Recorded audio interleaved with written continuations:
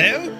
Hello, everybody. Happy Sunday. You're very welcome to today's live stream. We're going to be taking the updated DC-6 from PMDG for a flight in Canada to see, well, how's it all behaving? Yes, looking forward to this one. I love the DC-6. Now, my experience so far with this machine since loading it up this morning, it's absolutely riddled with WASM crashes. But there's a workaround. I'm going to show you what to do. It's fixable. Even it be a very temporary fix, and you have to do this fix, it would appear, almost every time you want to fly the aircraft, which is a pain. In that place you choose to, use, right? But anyway, it seems to be quite stable for each flight, which is good news. So we'll try and figure this one out. But I hope you're keeping well. Busy morning, got all me stuff done, and now it's time to fly. Ah, brilliant! Right, 16 degrees here in Tipperary. It rained a bit yesterday, and my robot lawnmower didn't mind it at all. Ah, brilliant. Right, he's able to cut grass. But yes, the DC-6, the Cloudmaster, an absolutely gorgeous airplane, legendary airplane, and one that I absolutely love. It is a phenomenal machine. Plus, we're also using the brand newly updated Firefly Air livery with thanks to Cyrus T. That is our livery of choice for today, as we do a bit of a mad kind of a mountainous canyon kind of a flight. You see, live weather in this part of the world is horrible, so I've turned on God mode and changed it, right? But we are going to be on the Southeast Asian server.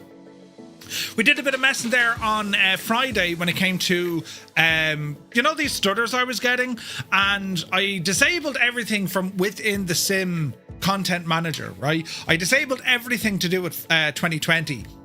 Yeah, don't do that. It breaks many things. It breaks scenery, it breaks liveries, it breaks a lot of things. Now, when I say breaks, the sim works fine, but you lose a lot of your custom liveries, including that for the DC-6. Any other custom livery that you have from the PMDG side of the house, Phoenix does it as well. So, there's a cleaner... Well, I won't say there's a cleaner way to do it. You just need to be aware of what you're disabling, you see. But anyway, I digress. We're going to chat about how to get this, whatchamacallit thingy fixed. The WASM issue, right? And the way we're going to do this, if you're on PC, because this hasn't been released yet on the marketplace for Xbox, PMDG said they have submitted it, and they reckon it'll take a few days. It's funny how Raoul can submit something in the morning and it's released that day, right? I mean, your guess is as good as mine. But anyway, I'll show you what the crack is. But I'd like to welcome you all in, because we get to go flying in this machine properly in 24. So I'm looking forward to it. So who's here? Look, and this is Sunday. What are you all up to on a Sunday? It's a bank holiday Sunday in Ireland. Ah, brilliant. Right. So who's here? Look, Viper Strike is in the house. A very good day to you. Mrs. TPHI, she's also upside down on a Sunday. Good to see you. Avro Vulcan, welcome in. Commander Balosh is here in the chat. Good to see you, buddy. Wicked Lumberjacks is here. DC-6 Sunday stream is exactly what the doctor had ordered. Yes, it is. Strap21, hola. Airlock Doc, be free. Be free. You're a free. We release you. Good to see you. Malky Mac is here. Very good afternoon. Tenured is in the house. Welcome aboard. Febro, good to see you, buddy. Oh, Jesus. 6-month gifted courtesy of Brillar Gaming goes to Febro, and currently on a 3rd month. Thank you very much indeed, and thank you to Brillar Gaming. Aaron is in the house. He goes, several people are getting orange screens and switches aren't working unless they delete the WASM files. Yeah, we're going to talk about this one here now in a sec, Aaron. It is a problem. It's and I don't think it's just a few. I think there's a lot of people. Jesus, there's a hair. There's a lot of people having this issue, which isn't ideal. But yeah, we'll talk about it and see what we can do. Right.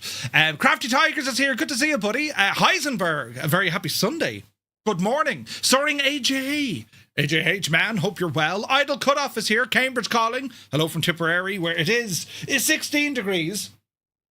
Tomorrow, it's to get up to 20 degrees, but it's raining. And then on Tuesday, it's to get to 15 degrees and also raining. Now, I don't know what the weather's doing in the UK. I think they still have fairly hot weather, you lucky divils. Do you know? But anyway, who else is here? Rob, MCR, good afternoon. Spitfire, REF 100 is here in the chat. Happy Sunday to you, buddy. Let me see. Captain Cocktail is here. Good day to you, sir. Hope you're well. Alton is in the house. Now, let me see. Muse fan bursts in the door on a Sunday. Happy Sunday, all. Hope you're well. We had some crack on Friday night. We were playing Forza Horizon. It was stupidly funny. And Muse fan nearly won a race, but he stopped about 20 metres short of it, thinking he had won. He did all the celebrations. It was one of those classic friggin' I won the race, brilliant. And then he stopped and we all passed him out. Terrible bad. But yes, Sheffy, good to see you, buddy. Sim Guy is in the house. Lucky Bo is here. Hello from Northern Alberta. Hello from Tipperary. Good to see you. Now, let me see. Just applied to Firefly Air. Dresden, thank you very much. We'll get you sorted. Cyrus T, the man of teal and the man of the hour. You're welcome in, buddy. Love your work. Love your work with the beautiful livery that we have. Now, let me see. Eric is here. Good to see you. Wicked Lumberjacks. Yes, the route. It's a mad one, this. Now, we're not stopping at all these ICAO codes. We'll stop at most of them. Photos by Kev is here. Good afternoon. He says, I'm faffing around setting up a Twitch stream. Oh, the joys, Kev. Loads of fun, right? UTB is here. Good to see you. Blinky is in the house. Happy Sunday. Bellbro, Lurkage from Workage. Happy Sunday. Very welcome in, buddy. Sunny here, 22 degrees with a cool breeze. It's no longer HAB. Nice. Actually, I thought I came 6th, so I wasn't celebrating. Go way out of that. We know you were only dying to do it. Dying to do it, so you were. Do you know, Fernando's in the house. A very good morning. Hope you're well. Dave Cleary. Legend Dave. Welcome back, Dave. Twisted Snowman is in the house. You're welcome aboard. Gial Pilot, good to see you, buddy. Raoul needs to give Rob a lesson in marketplace customer care. Right. Do you know, you wonder how they do it. But yes, Tim Waters, good to see you, Tim. Happy Sunday to you. B. Carlo, thank you for 7 in a row. Very kind, buddy. Hope you're well. Now, let me see. So we'll get into... The first thing we'll do is have a look at how to reset this WASM issue.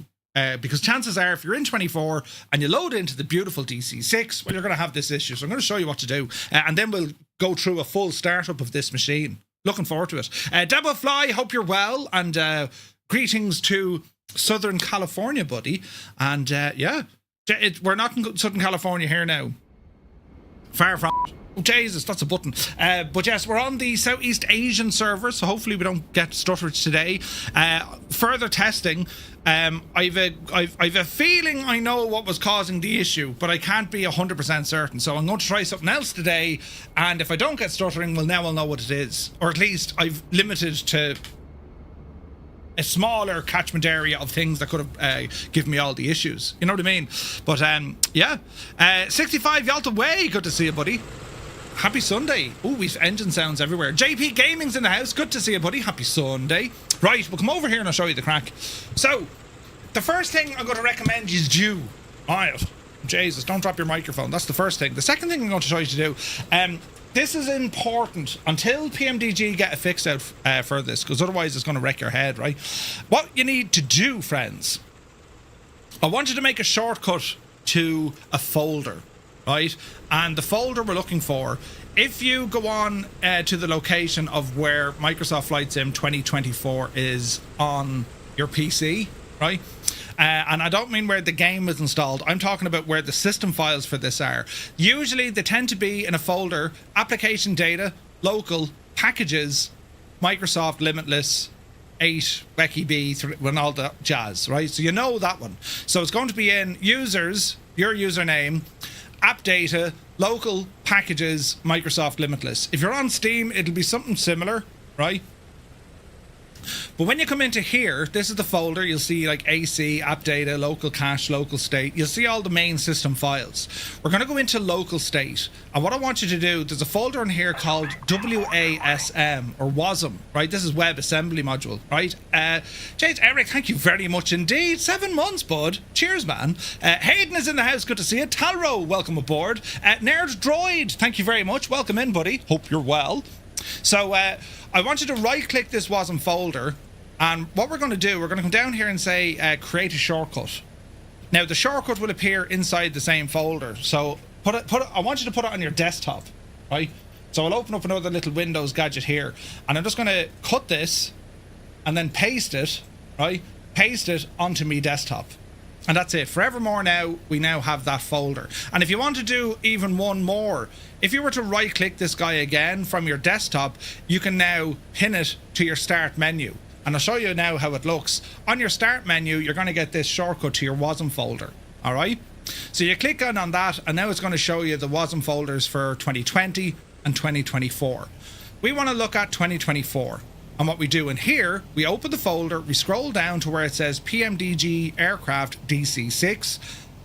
That is the folder that keeps breaking.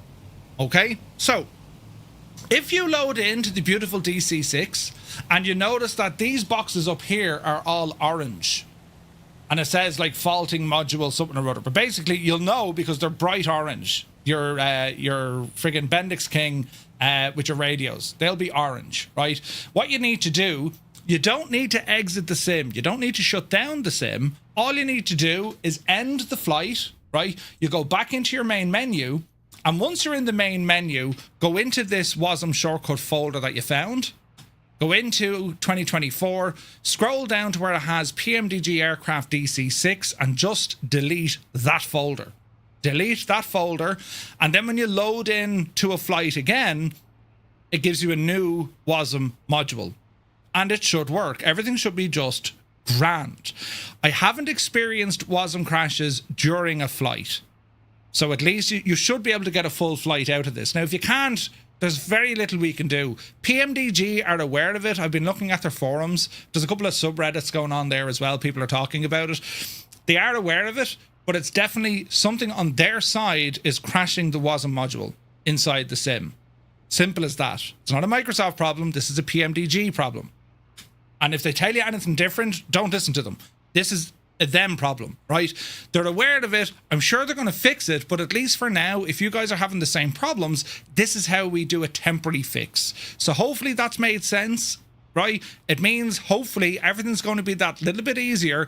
You're going to have a shortcut to that WASM folder in your start menu. So you're literally talking 3 or 4 button presses and clicks of a mouse, and you reload the flight. You cannot delete the WASM folder if you're already loaded in to the DC-6 because, well, Flight Sim is looking at that folder. So you have to back out to the main menu, end the flight. Once you're in the main menu, delete the WASM folder and then go back in and start the flight. It'll build a new WASM module. That is, it could be something so very simple, right? It could be something that's changed on Microsoft's side. Perhaps PMDG aren't aware of it and their module keeps breaking it. But it's up to PMDG to fix it. You're not going to get Microsoft put a patch out. PMDG have to do it on their side. So hopefully they do that sooner rather than later. But as I said, that is how we work around this issue. All right. Fernando says, if you only delete the DLL files that start with M, followed by a random hexadecimal character in the end, in the WASM folder, it will keep the aircraft use data. All right, okay, no worries. I haven't even tried that, Fernando, so I've literally just lifted the whole folder out, you know. But if that works, great. JP says, do you mind me asking, Just Flight or J planes, which one would you recommend? So the Avro, the 145 Professional is based on the BAE 145, and the RJ is based on the Avro RJ. The RJ was newer, update of avionics, update on the engines, right? It's a newer aircraft, but very, very similar to the 145. It's going to be your preference, which one you prefer. Both aircraft are of exceptional quality. They're both excellent. Do you know what I mean? Fernando says, that's all you need to lift out. Okay, Fernando, there could be a tool made for this as well. So what he's saying is you need to delete the DLL file. So this one here, it looks to be, right? Because I don't see any other DLLs in here. So if that's the case, if you have a DLL that starts with M, has all these mad other numbers, and then ends in _0, that's the ticket right there. Thank you very much indeed. Right, hopefully that has helped you, lads. So we're back here at the DC-6. We haven't flown this... Well, we haven't flown the 2024 version yet. We did get the 2020 version working, but I'm hoping now, you know, it's just going to be running that little bit better and smoother. At least that's the hope, right? Now, with this update, PMDG, they told us, you know, they didn't do, well, anything in terms of new features or any of that kind of jazz. It's still a remarkably beautiful, gorgeous, very technical aeroplane, right? The changes they did make was for the LOD, to make it run that little bit better, and they did a couple of things under the hood, but nothing of you know, major consequence that they're going to tell us. Do you know what I mean? But the aircraft, I mean, it still looks gorgeous. Would we like better textures? Would we like new features? Of course we would. I mean, you get right up close and personal to this, you can kind of see the level of detail fall off the side of a cliff, right? But it's still not bad. I mean, you're not going to be up that close to the aircraft anyway. Do you know what I mean? This livery, as I said, it's available over on our website, TwoToneMurphy.com. It was created by Cyrus T, and it was influenced by our very own Annalisa, which is Emerald Isla, which is an Irish dancer with a pint of Guinness. Isn't it only brilliant? Right. So this is our machine for today here. Now, as I said, the DC-6, it comes in 2 variants. You get a passenger variant and you get a cargo variant. This one's the passenger. And it is quite a technical aircraft. I mean, we're dealing with 4 Wasp engines, and they demand a bit of care. They really do, right? So what we're going to do, we're going to jump into the flight deck, and this is where the new LOD comes in. Look, it's like it takes a second to load. I never had this issue when it was locally, unless maybe I could save it and put it local. Even though it is local, it makes no sense. So, you know, if you're getting that kind of texture delay, that's the way the new updated version is. You know what I mean? Cherry, thank you for the follow. If you own the 2020 version, do you need to rebuy it? No. So PMDG have updated this for free.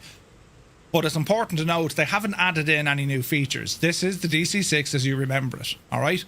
So to talk about the aircraft itself, a couple of things, right? We have our EFB here on the left-hand side, and we have a lot of features with this. If you're unsure how the aircraft works, you start off with the first page. This is our ramp manager, and effectively what we can do in here, these are our options, mainly for the externals when it comes to the Cloudmaster. So we can put on our tow bar, we can do the wheel chocks, pitot covers, engine oil pans.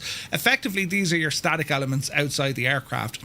The most important one to make sure you have, especially when you're on the ground, is the ground power unit.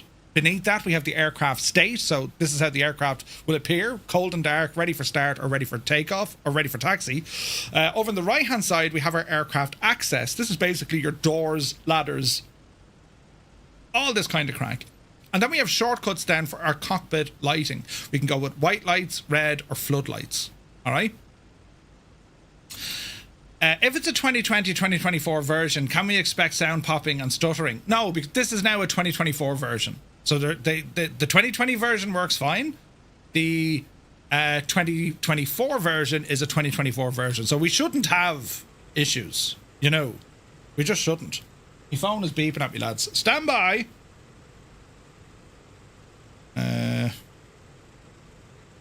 Oh, Jesus, right. Remind me to fix something later on. Anyway, what do we have here? So the next page then is going to be our fuel and our load manager. And this, everything that we see here is exactly what it was on the 2020 variant. So this is all our main tanks, in which we have 4 of them, our alternate tanks, which we have 4 of them, and then we can load in passengers and also cargo. So there's no changes to this screen, all right? Next up then we have the AFE. This is the Artificial Flight Engineer. This guy is going to help you start the aircraft, get it up and running, and you can see all the critical phases of flight. If you turn these on, it means that the Artificial Flight Engineer, he's going to look after everything for you. If you're brand new to the aircraft, you might want to fly with this if you just want to go flying. Otherwise, don't worry about it, right? Same with different set cams, LOD problem, panels not showing, just a delay. Yeah. You know what I mean? Always fry elephants, Hayden. That's exactly the one. Good to see you, buddy. Here we go again. Indeed, Manx. The maintenance manager, this is where the aircraft really starts showing the depth. So we have our engine health and the engine hours. We have our propeller hours, right? Engine oil quantity. Then we have water alcohol quantity. The water is going to be used for water assisted takeoff, so it adds power, right? Alcohol, need to double check. I know we've alcohol in there for the likes of anti-ice and all this, but I think it's a mix of water and alcohol. I think. Need to read up on this. There's a huge manual with this, and PMDG did do phenomenal work on tutorial videos on their YouTube. Auxiliary oil quantity, anti-ice, and then we have our total airframe manager. All right. The next tab is our engine stress visualizer. Again, if you're using the AFE, he should be looking after all of this. Otherwise, we're going to be looking after this. So it'll be looking at our overboost, our mixture, RPM, cylinder head temperature, carb temperature, oil temperature, and oil pressure. And we can see everything where it is from. It's not operating, normal range, moderate, high, catastrophic stress range. You're going to break something, or cold, or within icing. All right. And then we have our options. So options over here on the right hand side, this is where you want to be turning these things on. Realistic engine damage, start, carb icing, CB failure, autopilot disconnect, realistic autopilot engage. We've all these options. Our GPS and radio options, so we can use the Asobo GNS 430, or you can turn them off, just use the Bendix radios. We have our tablet brightness, auto brightness is what I set it to, and then we have our sim rate. I don't bother changing the sim rate. All right. Flight Sim 2025, good to see you, buddy. So we've all these turned on, and we'll keep an eye here on the maintenance manager, right? As we're going to be doing all of this, engine stress is going to be important. So as we're kind of looking at the aircraft, just to give us an idea, because there are many buttons and many switches and all this kind of stuff. So we're going to break it down and divide it so you understand it. So our main area here, this is going to be your standard 6-pack, and then we have additional controls such as our gyro compass. We have some navigation compasses and instruments here as well. We have our marker lights, so outer, middle and inner, right? And that's going to be based off your radio frequencies, your nav frequencies. We have a standard chrono. Then we have a DME, transponder. Our main transponder is down here, plus a communications panel. This is all working, right? As we scooch across, now we have some engine instruments. And we can see things like our boosts. We can see manifold pressure. We can see our fuel flow, right? We can see our fuel pressure. And effectively, a lot of these dials are doubled up because you're going to have 1, 2, or 4 dials looking at each of the engines. So for example, if we were to look at our BMAP, this is engine 1, 2, 3, and 4. That's your overboost. If you look at your manifold pressure, we've only 2 gauges, but there's 2 needles in each gauge. You have a 1 and 2 and a 3 and 4. All right. Same for the RPM, 1 and 2, 3 and 4. We have our flap position. Then we have our cylinder head temperature, left and right, or 1 and 2. Cylinder head temperature, 3 and 4. And then we have our water pressure. Now, our water pressure is going to be important if we need to use that water-injected takeoff, all right? Looking across then, we have carburetor air temperature, oil temperature, and oil pressure. And again, you have 2 dials, you have 2 dials in each display, right? Moving across then over to your co-pilot, very same what you have as the main pilot. So they've just duplicated, all right? We'll now move to the overhead, because there's a lot of areas on the overhead. We have the overhead left panel, the overhead right panel, and then we have the main overhead, with the top, with the middle, and the bottom. These are all different panels for our overhead, right? Our main protocol, or our main focus, especially when starting the aircraft, is in the middle section. This is where we can control all our fuel booster pumps, our external lighting, magnetos, our feathering, generators, and turbo. All of that is going to be done from here. The lower side of the top panel, this is where we look at all our fuel quantities, right? And we can also see our, we have an amp meter up here for DC power. We have hydraulics, we have water, we have oil temperature and pressure for the supercharger, which is completely separate. Then we have more external lights, which are our landing lights. We have our cowl flaps, effectively a cowl system that goes around the engine that will open or close, allowing us to, disperse air, hot air quicker, right? Engine supercharger is there, and then on this screen we then have a ADF, we have our radios, and in this case we have a 430. We can turn off the 430 if we want. We then have a magnetic compass. This wheel up here, this is a rudder trim, right? And you'll notice even the compass hanging here with kind of bungee cords. The idea being is it almost acts like a gyro to keep the thing not getting pulled left or right, all right? Next up, we look at the lower console, right, our center panel. So here, and it does look very tricky, but we're not too bad here, right? We have 4 throttles, right, and they're doubled up on the right-hand side. They all move together. The most important area is we have our fuel tank selection. So we have our main tank and we have our alternate tanks. In this case, we're flying on our main tanks today. So our 4 engines, we're going to select our main tanks. Now, depending on balancing and all this jazz, once we get power, you can see your main tanks and you can see your alternate tanks. Your alternate tanks are on the top, your main tanks are on the bottom. And if you're unsure what they're reading, go into your fuel load and you can see, look, main tanks on the top, auxiliary tanks on the bottom. So there's quite a way to be, there's a lot of ways in which you can maintain, monitor, and manage the fuel on this. Do you know what I mean? Gav, thank you very much indeed for 70. Ryan, good to see you. Wouldn't want a compass fixed to the plane with all the vibrations. That's the idea. That's the idea. All right. So there are throttles. There are fuel. The aircraft also has a fairly comprehensive fuel transfer system, or a cross-feed, so we can be cross-feeding fuel from one side of the aircraft into the other and vice versa. And that's all about balancing, getting the best possible performance. If we need to adjust any weight on the fly, this is where we can cross-feed fuel from tanks on our right-hand side or our left-hand side. There are cross-feed levers there, all right? We'll keep them off. Just beside the throttles, we have a throttle lock, this red lever, and then this P, well, that's your propeller pitch control. That goes fully forward in this regard, all right? So when we're setting it up, that's just your prop lever. We'll stick it all the way forward.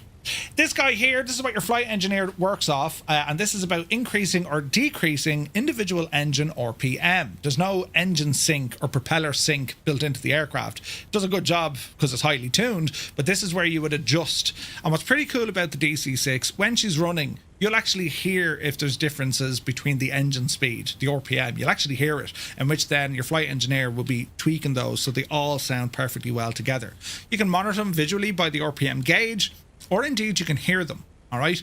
Now, something else that only came to the life of Murphy recently, this red bar, this is effectively our reverser or beta mode. You need to have a button that will activate it, and then when you throttle, you can then go into reverse or beta range effectively, all right? So that's what that is. Next up then, we have a whole load of kind of fuse boards and stuff when it comes to different volumes and lights. These are in op. We don't need to worry about these guys. These are all in op. All right. Effectively, they're ways for using navigation equipment and communication stuff, but they're not. They don't work in the aircraft. What does work in the aircraft is this part here. This is part of our gyro pilot. It's like an autopilot, but a gyro pilot system. All right, in which we can see. If we're on the, you can see it here, right? We've got buttons. So it'll say electric release, it'll say approach ready. So these are like advisory lights, right? Automatic approach. We do have a rudder actuator, allows us to turn left and right, right? The impossible face, good to see you. As we move further on down to the fascia of this panel, again, it's designed that there's a flight engineer that sits here, right? These guys, again, left-hand side, these are all set to auto, so we can't move them. Radio master switches.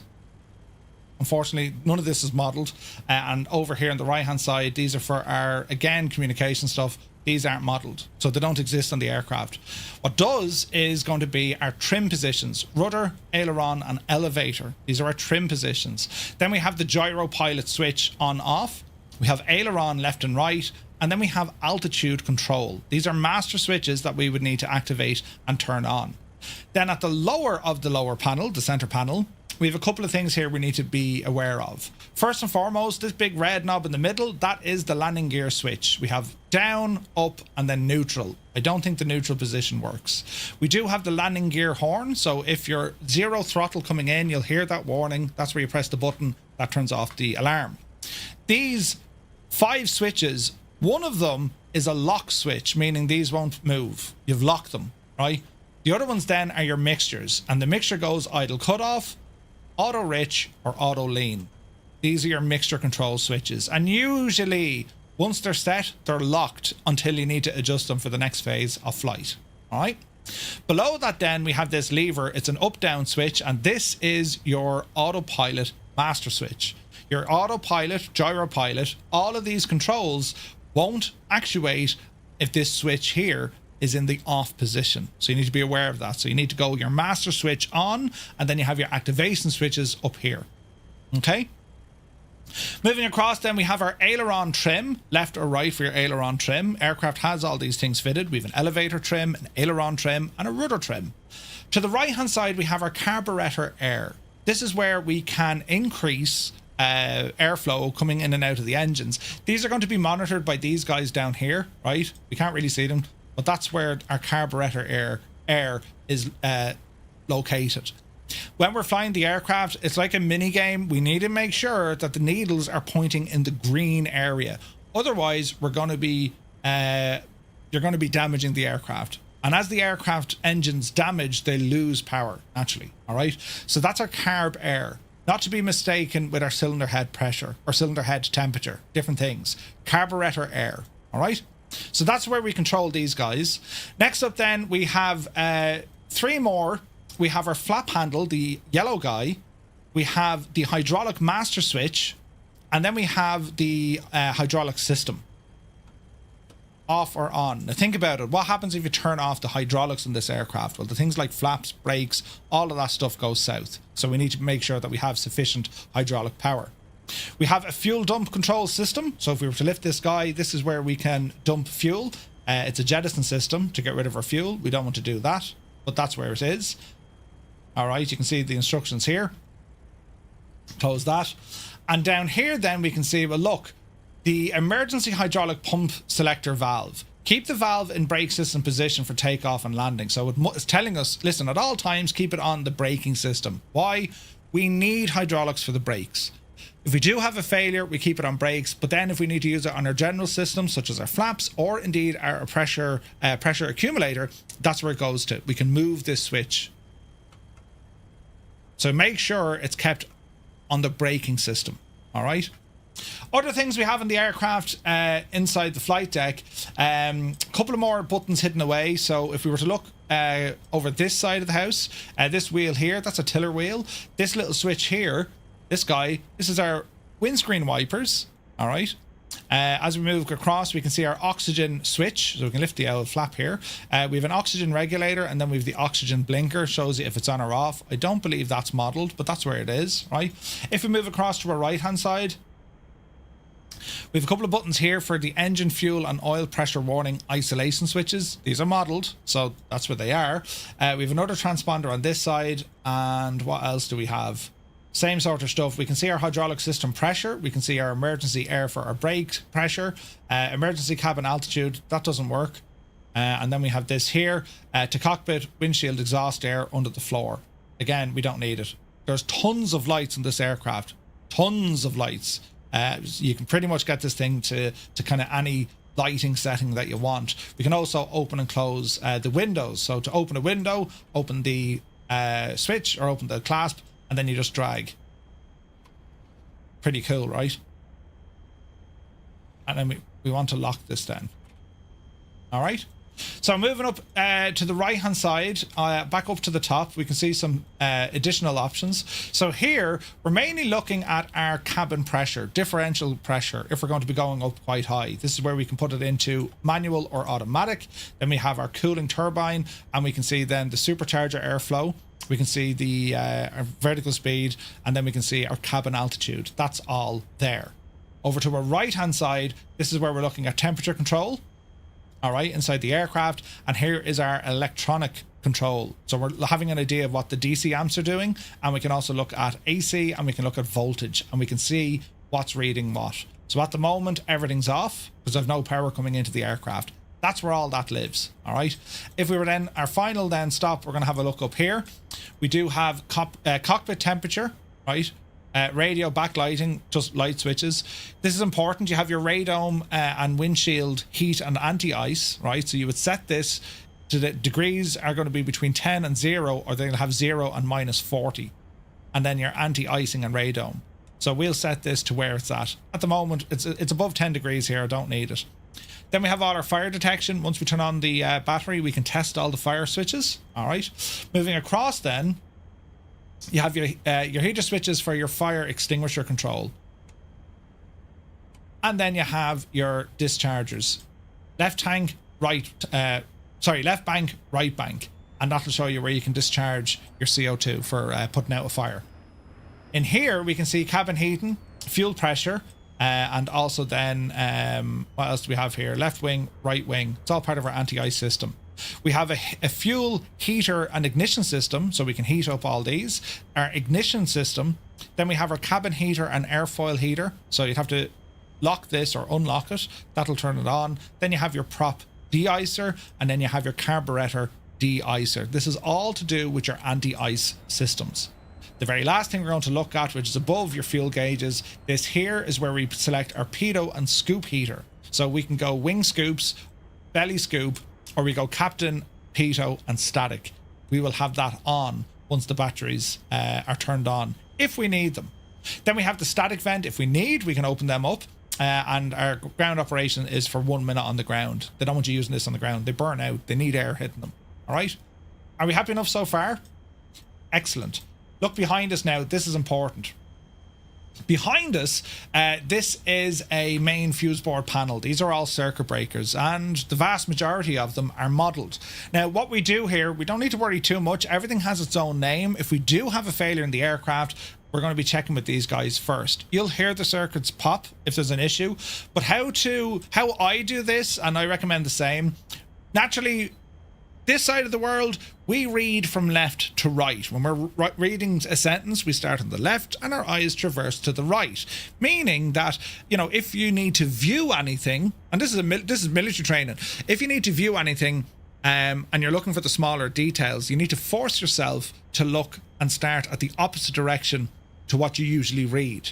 And there's a reason for that. If you read from the left to right and you scan things from left to right, you ever see these things online?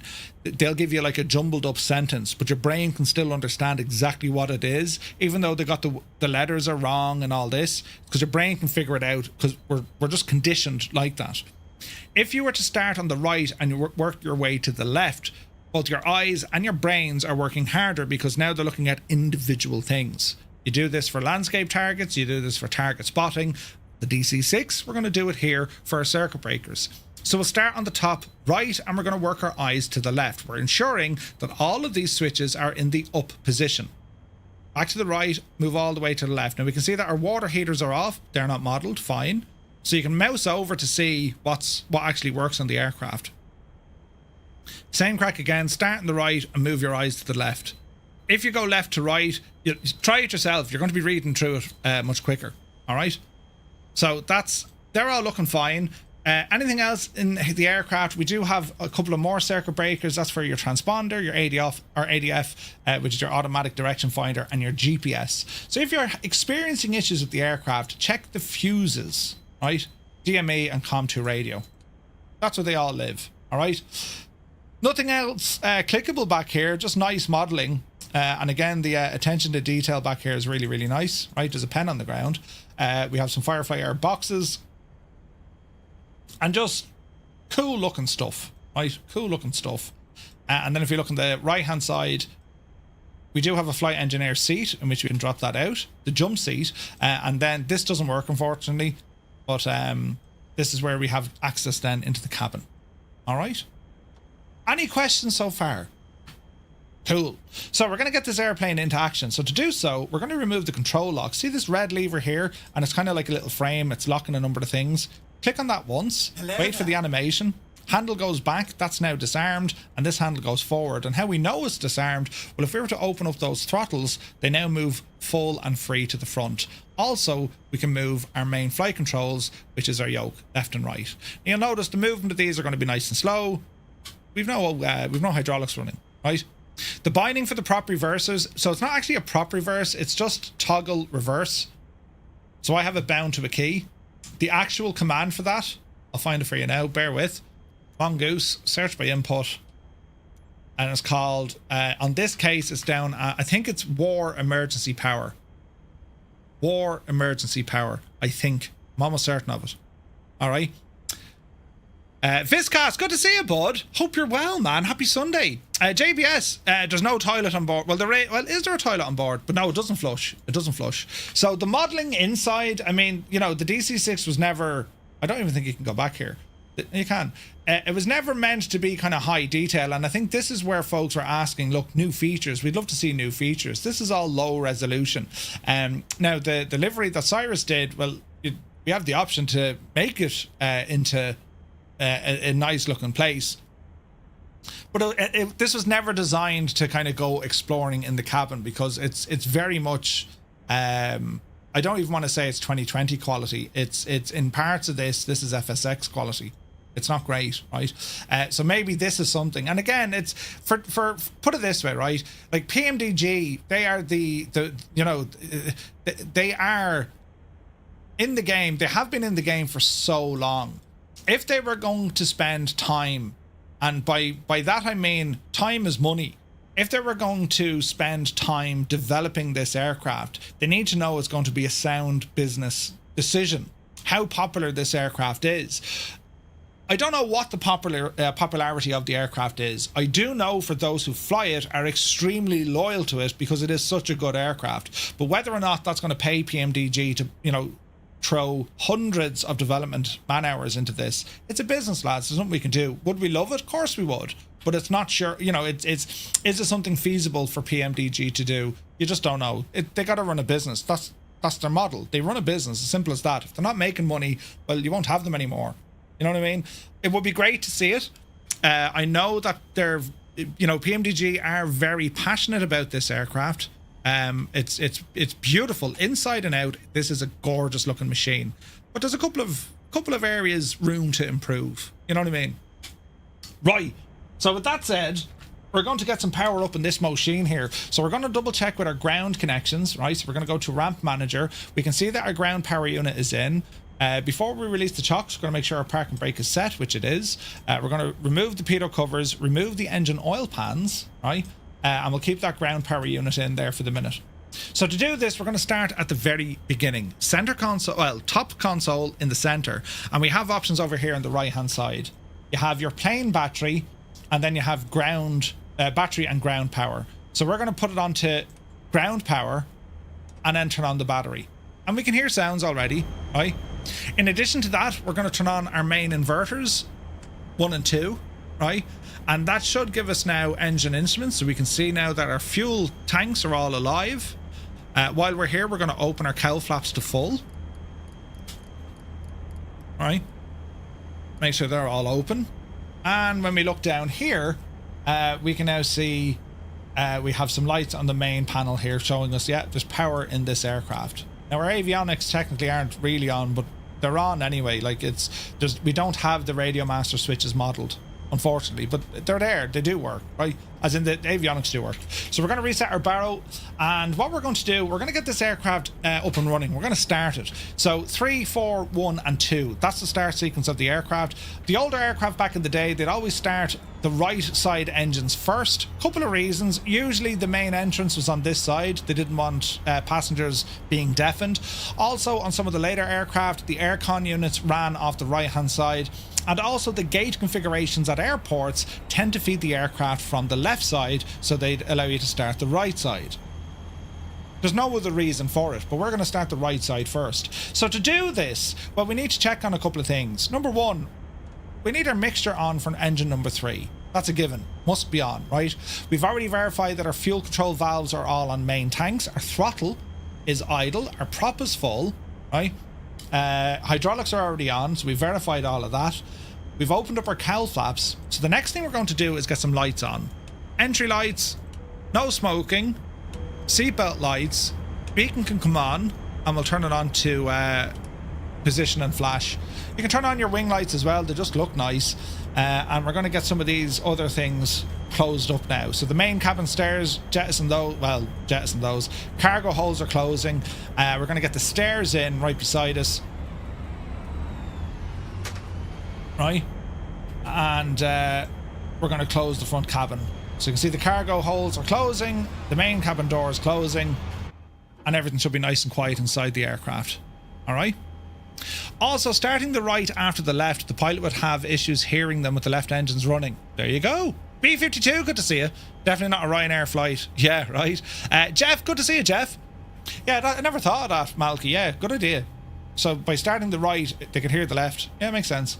All right, okay, so engine number 3, that's what we want. We're going to start off with our main fuel booster pumps. We've 3 settings. We've high, off, and low. DC-6 will start everything on low. All right, so we're going to go with low.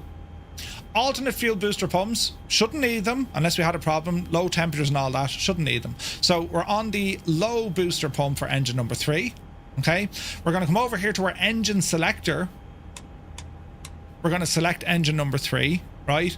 And then technically you should start it, prime it and boost it, and then you put your mags on. I'm just going to turn my mags on at the start, right? Murph, I'll be dropping in and out. I've been told to mow the lawn. Oh no, Stu, you should get yourself a Charlie. Good to see you, buddy. Happy Sunday. Are you using the wing lights normally? Yeah, I tend to. Or when are you using them? Usually in the evening time. That's, you know, Mutley, good to see you. Okay, so we're going to engage the starter, right? We're going to hit start. You're going to hear the flight engineer. He'll call out numbers. 3, 5, or 3, 6, 9, 12, I think. It's the timing between each stage of starting up the aircraft, right? So we're going to hit the starter. 3, 6, 9.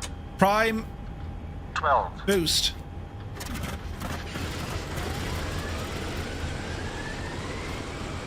It sounds good. Quick checking our instruments. So that was engine number 3. RPM, manifold pressure, fuel flow. We're looking good so far. Now you got to be careful increasing the RPM because these, when they start, they'll hover at idle. But as the engine starts to warm up, as that oil starts to warm up and move around, the RPM then starts to increase because there's less tension, less friggin' drag or torque or whatever it is on the engine, right? So everything starts loosening up. So be careful of that. If you suddenly see your RPM starting to rise, it's because the engine is getting warmer. I haven't touched my RPM switch, and you can see now that we're starting to climb. All right. So we have a good start on engine number 3. We're going to now turn on our generator for engine number 3 and disengage that fuel booster pump. That's the first engine started. Next up, we're going to go with engine number 4. So to repeat the process, we're going to come down. We're going to open the mixture to engine 4. We're going to come up, back up to the top. We're going to turn on the booster pump. We're going to select engine 4. Mags to number 4. And then we're going to hit the starter. Walter, good to see you, buddy. Ernie Ettis here, welcome in. 6. Not a full-time international man of streaming. 9. Little had them. 12. Boost. Spinach. I mean, you can audibly hear that engine rock. Again, we're going to have a quick look. Now, see the way engine 3 has more RPM than engine 4. Engine 3 is rising because it's now becoming that little bit warmer. So we don't need to worry about all this. Engine 4 should come up anyway, unless there's a problem, right? So once we're below 1000 RPM, it's fairly comfortable. You don't want to push it too hard because temperature is cold, oil pressure is cold, or oil is cold. Pressure should be okay. I mean, that's what we're looking for. We're looking for our RPM, fuel flow, and engine oil pressure. If the engine oil pressure doesn't rise, you have a problem. Turn off the engine. All right? Right. We continue. That's engine 4 up. Generator comes on. And now we go for engine 1. Left-hand side. Mixture. We're going to go to the engine selector. We're going to go to mags. Disengage engine 4's booster. Put on number 1. And now we're going to start up engine 1. 3. 6. We prime it at 9. 9. And 12. 12. Is boost. There's a spin. That sounds good. Now you can see 3 and 4 are getting a little bit closer to one another, right? And you can see 1 is now live. Manifold is looking good. Quick check now on our boosts, our fuel pressures, right? Oil pressure. And then our oil temperature.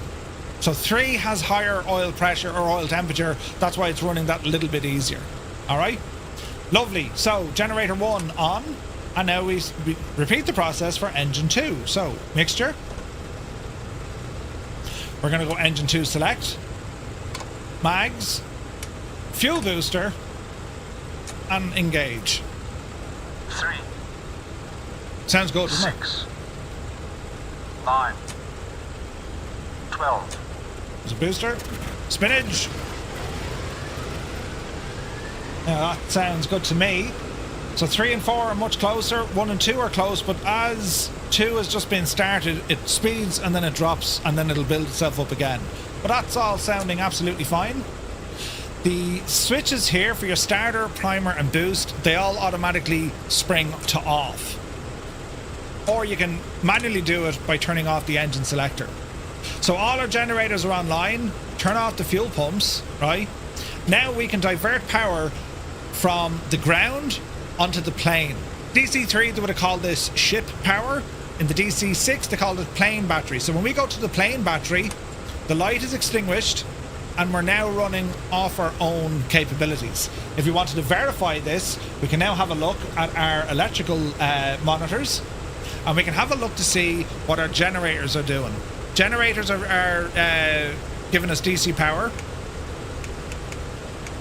Number 3 is giving us more because when we know the RPM on 3 is better, at least for the moment. That'll all calm itself down. We can also have a look then at our AC voltage for the captain side, first officer side. They're all fine, so we're happy enough with that. Now see this temperature control as well. We can even change the temperature of the water, right? If we, you know, your passengers want to have hot water, so that's all there. Pressurization, we're going to keep it in automatic. And at this stage now, we can have a look at our cowl flaps. Now we can keep them fully open at 22 degrees, or we can bring them into about 14 degrees. And again, I'm only following the logic that we had in the DC-3. Avionics come on next, so we'll get our ADF on, we'll also get our main radio on, and we'll get our GPS turned on here as well. They're all running. If you have problems with WASM, just go back to the start of the video, and that's where I talk you through how to set up the WASM stuff. Alright? Now, our static vent, you can see the amps coming through, and there's our pitot on there now. Anti-ice fluid is all okay. The turbo mode, see this water injected takeoff? If you need to do a short field takeoff, provided you have water, you'll turn these guys on. Alright? A couple of more circuit breakers. We have manual oil dilution stuff, and then we have our auxiliary oil tank selector. Again, this all comes down to if you're going to be having issues with the aircraft, this is how we start troubleshooting it.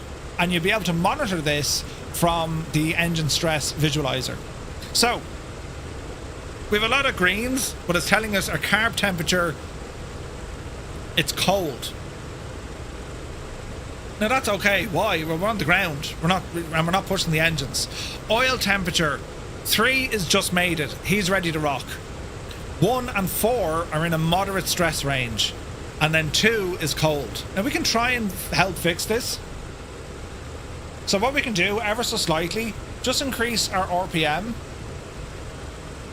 And there's a couple of visual cues that the DC-6 will give you. You might notice how much this main panel is shaking around, right? So if I go to full idle, you'll see everything jump and leap around the place. All the dials. If we increase this,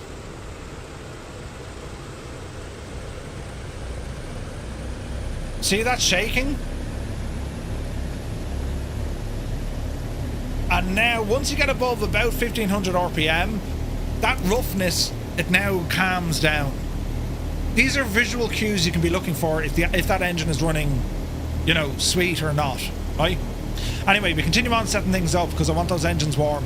We're going to go transponder to altitude mode. We do have an ident button. And what else do we want to do here? We're going to set flaps for takeoff. Flaps 20, right? And then we're going to come back up to here and we're going to get some external lights turned on. And I think from here, lads, we're not looking too bad at all. We're not looking too bad at all. Alright? Main junction box, boosters, gens, emergency instrument power. If we had a problem, we should be fine. Make sure that your feather devices for your props are pulled out, right? And then the rest of it, then you can do this auto feather test, automatic feathering on or off. We want those off. They'll auto feather if they need to. If you have an engine out, it'll auto feather an engine for you. You have your auxiliary blower for air coming into the cockpit, and then we have your emergency exit lights.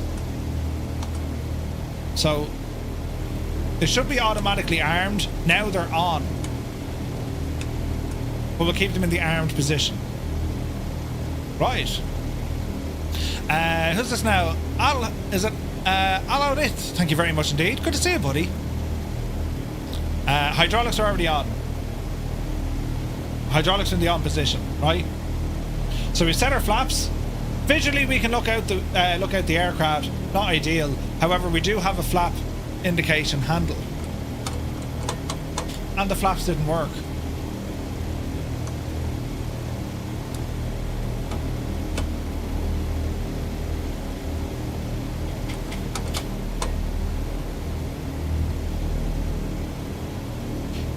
Houston, we have a problem. Okay, so we got a hydraulics issue, so.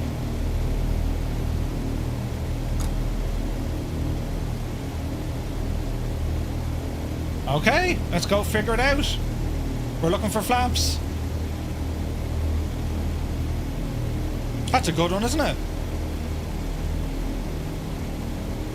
Fire detection, lights, more lights. Or here's cowl flaps. They're all okay. Okay, our circuit breakers are okay. We've no flaps. Okay, circuit breakers look good. Transponder, GPS, DME. They look good. They're looking good. Let's just see if we missed something. Actuators are on. I needed engine instruments, didn't turn those on. Okay, let's see here. Hydraulic reservoir, normal.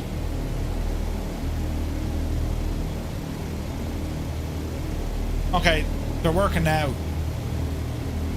Flap position says 20. Let's just verify, was that the problem I had? Did I forget the engine instruments? Yes. There we are, lads, I've learned something new.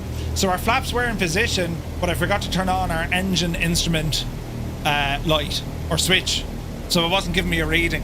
Right? Check outside the aircraft, we can verify those flaps are down. There we are. Murphy has learned something new. Brilliant. Right, so we're going to be departing here out of the Canadian Rockies Airport. Charlie Yankee X-Ray Charlie. That's where we are. The Boise, good to see you, bud. At home for the next 5 days. Nice. Just Roy, welcome in. Yeah, dude, I've missed this plane. I love this plane. I learned a lot of this from the Flying Fabio. If you remember the Flying Fabio, Fabio's just awesome, right? And he spent a lot of time with this aircraft. So this is where I pretty much learned me trade with the aircraft, do you know? But anyway, right, we're looking good. So transponder's on, we're going to come off the brakes. I should have removed that little ground power switch, but we're alright. And we'll just start taxiing out. We're going to blast off here from runway 34.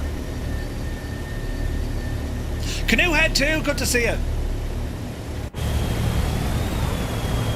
We got a good few folks here. And I'm hoping these stutters won't be an issue. Again, I'm trying one thing here this evening. I think I've pinpointed to what one of the issues were, so for now we're just going to get ourselves lined up. We're going to be planning to just taxi here. Lights are already ready to go. Aircraft is pretty much ready to go. Now we could, we can put our entire flight plan in here. We'll wing it.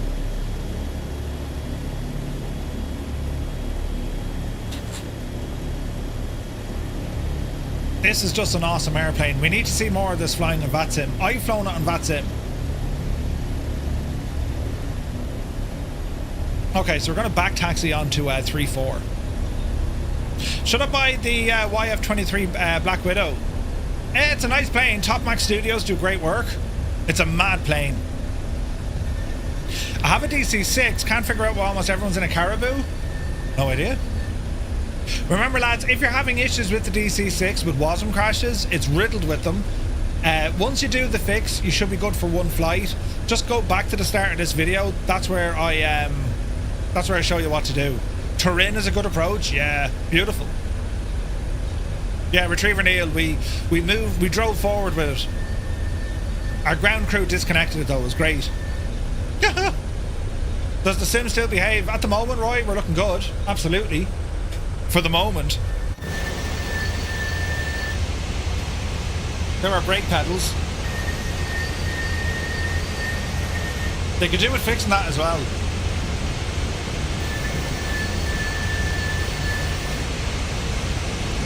Model matching is a nightmare? Absolutely. You're preaching to the choir. Right bit of power. Full left turn. As tight as we can make it. Flipper Ally, good to see you, bud.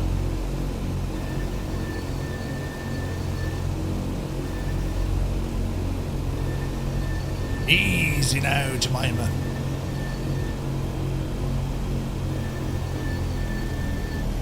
Anywhere in Scandinavia is gorgeous to fly flights in. It's gorgeous. Okay. Now we don't need water injected takeoff assistance. We're going to go on our normal power. Now one thing with this machine, right? It doesn't take off like a conventional airliner. As in we don't just like, you know, point the nose up and away she goes. When we do our initial climb, lower the nose and build that speed and then we push up. Alright? So what we're going to do, we're going to advance our engine manifold to 30 inches. And make sure they remain stable. They're stable. And now we're going to give full power up to about 52 inches of manifold pressure. You can see the red line, look. Right there, 53. So that's what we want to do. Hold the brakes. There's the takeoff power set. Off the brakes. We're rolling. Airspeed live.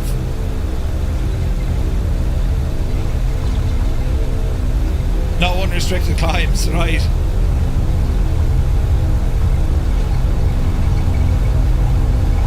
There's 80.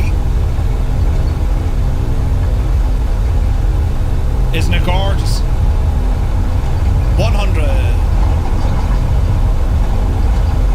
110. Yep, see Daisy.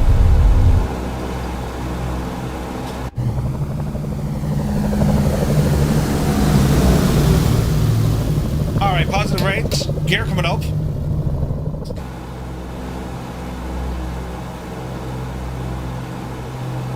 Start bringing some flaps in.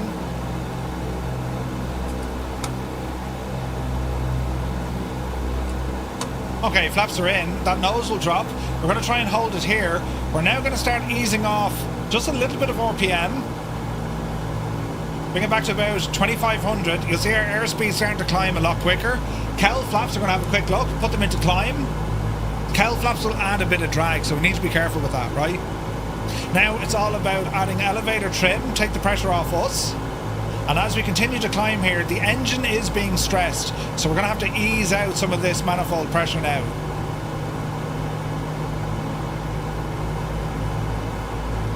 About 40 will do us on our initial climb to keep the pitch up. Easy now. Okay, a quick glance here at our stress visualizer. Carb temperature is low, oil temperature moderately stressed. That's to do with this. So what we're going to do, as we're climbing, speed is looking good. We're going to come down here and we're going to bring up our carb air. If we have a look at our dials, they're a little bit low. They're just in the orange, right? So we need to bring these guys up a bit. So this is a manual process. So we're going to go up to about here with the 4 of them. And then we're going to see what happens.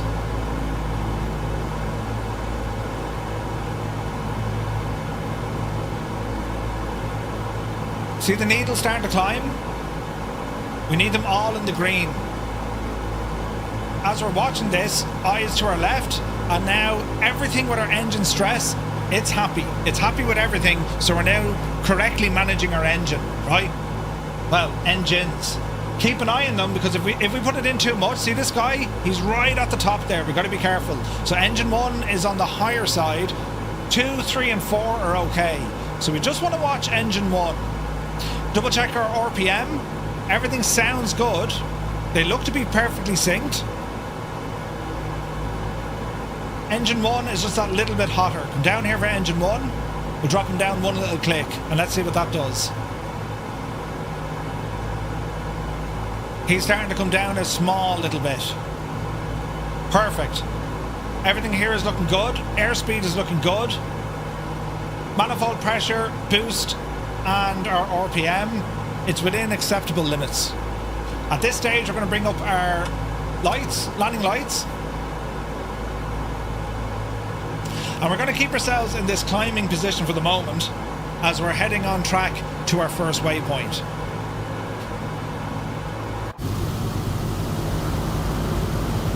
We've got a good few aircraft with us here. This is nice.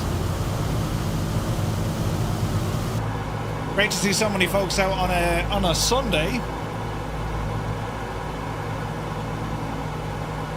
Okay, so altitude-wise, I'm happy enough. Now, we're going to turn on the autopilot or gyropilot just to make life a little bit easier for us. So to do this, we're going to come on and turn on the master switch. We're going to go to...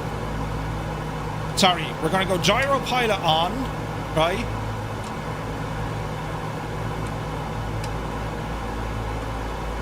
Altitude control. And if we're on localizer, this should go heading mode. And this should now lock in me vertical speed. And I should have control here using a little switch for me heading. Keep an eye on our engine. Cylinder head temperature on number 2 is quite high. Or low, is it? 2 and 3, the cylinder head temperatures are low. Now, a couple of ways we can fight that. We can heat them, or we can put ourselves into cruise mode. So let's do that. So we're going to call it 30 inches. We're going to call it 2300. And then we're going to close in our cowl flaps. And they go into cruise at 0. Now we monitor cylinder heads. So the cylinder head temperature is cold. By closing off those cowl flaps, they should start coming up a bit. Number 4 is good. Number 3 should be good. Number 2 is coming up, and number 1 is coming up. If we now glance to our tablet, we should be back in the green. With the exception of number 2. Now he's back in the green. And that's pretty much how you fly this, managing the engine. Now, it's before we get into anything like, you know, navigation, radio options. You know, flying a DC-6 is no different than riding a bicycle, just a lot harder to put the baseball cards in the spokes. It's a very rewarding airplane to fly. It's gorgeous. It's just gorgeous. And like, when you figure out what everything does, so that was cylinder head temperature, we needed to figure out, well, why is our cylinder head so cold? Well, we had our cowl flaps open. The cowl flaps are these guys beside the engine. See these guys here? If I open these, so it means that all that hot air, instead of going in where it should be going, it's straight out, right? So we'll keep them in position. The next one then is our carburetor temperature, carb ice. We're keeping these guys in the green, but as we reduce the power, the temperatures on these start to drop. If they drop, you're going to need to counter that by putting on your carburetor de-icer, right? These are all manual systems. Now your AFE, your automatic flight engineer, he'll do all this for you. But otherwise, we're just doing it ourselves. Alright? So our speed is good. I mean, we're cruising here over 200 knots. And our first waypoint, we're not landing here, Charlie Yankee Charlie Zulu, Fairmont, Hot Springs. We're flying over that. And our first stop up the road is Charlie Yankee Golf Echo. Now, if we look at our engine and how everything's behaving, we're well within limits. If we wanted to push some more speed out of this, we can. We just need to be careful. So let's push it to 35 inches of manifold pressure. And just be careful with our RPM and our boost here as well. Oil temperature, it's not liking this. So to counter that, I'm going to lower a little bit of RPM. And now we're looking good again. The advantage here, we're going to increase a small bit of airspeed. So we've gone from about 205, 206, we're now at 210, 220. So we're pushing the aircraft just to it's comfort zone. Bear in mind, we're not very high here. We're hiding just below 7,000 feet. But overall, we're doing good. Retriever Neil, by any chance, have you disabled 2020 stuff in your content manager?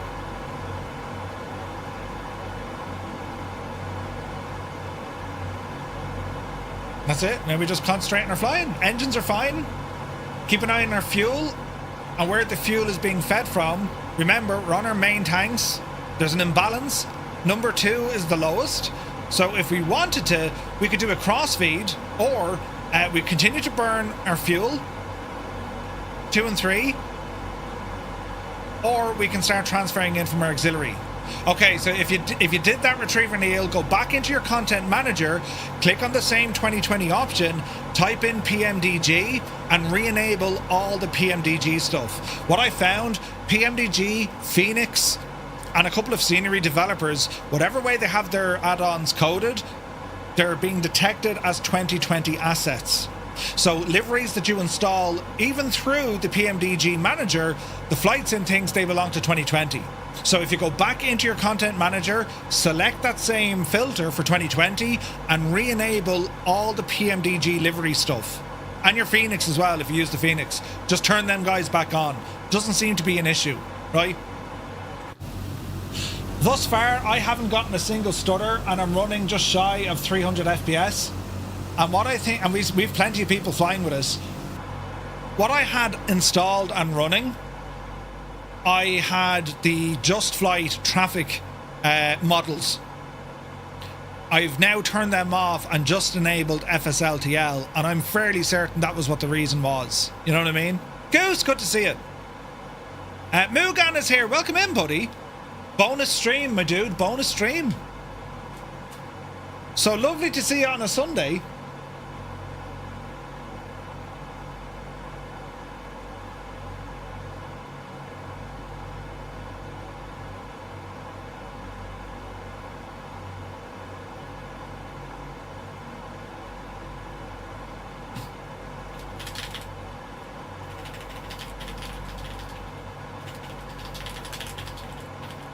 How do you preparing now? Funny you should say that, Murph. I recall the Just Flight traffic models being an issue with say intentions. Yeah, it's nuts, isn't it? So I have them disabled, and this, it seems to be, I mean, it's butterly smooth, man. Look, 300 FPS inside in the cockpit, and we do have a good few people flying with us. Who knows? What Atmos? I'm not using Atmos at all. This is Reshade. It's one setting on Reshade, that's all.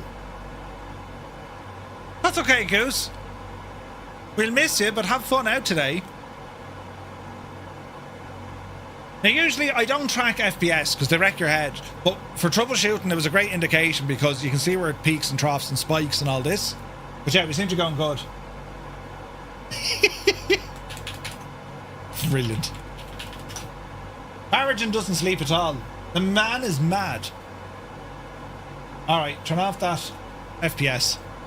I don't have the Just Flight traffic models and I still have stutters. Right now it's smooth. Okay. Have you another traffic one?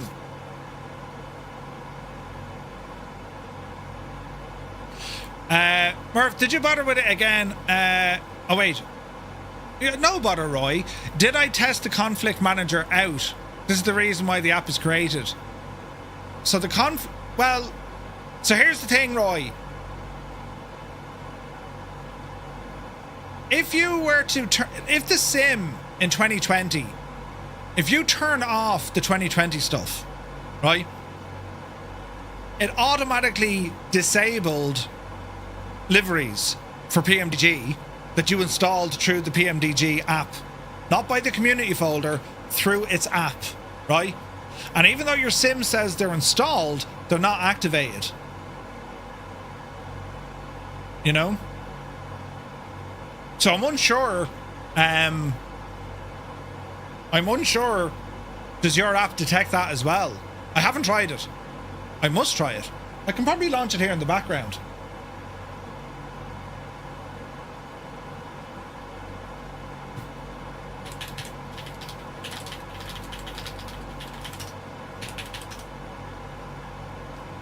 G Slayer, good morning, buddy. Las Vegas, hope all is well. Have only the FSLTL models weird that it's now behaving. Yeah, no, there could have been something else. Could have been something else.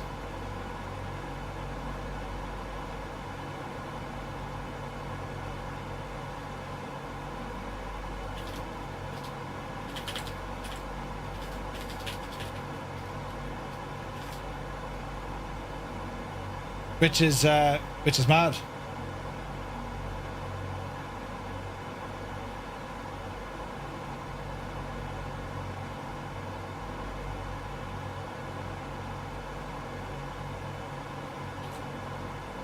So we're not stopping at CYCZ? No, we're stopping at the next one.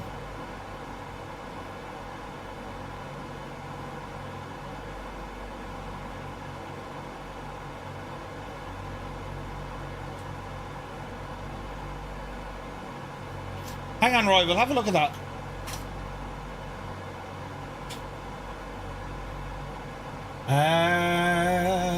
Bum bum bum bum bum.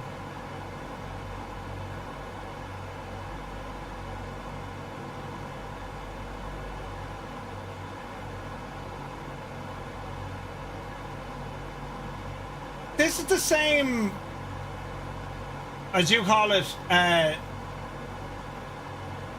the airport conflict one. You know, Gibbo, good to see you, buddy. I'm innocent. I already own this DLC for 2020. Do I have to buy it again? No. But if you're, no, it's not in the web shop, Tech Dino. You'll get it in the in your PMDG OC3, Operations Center version 3. There's no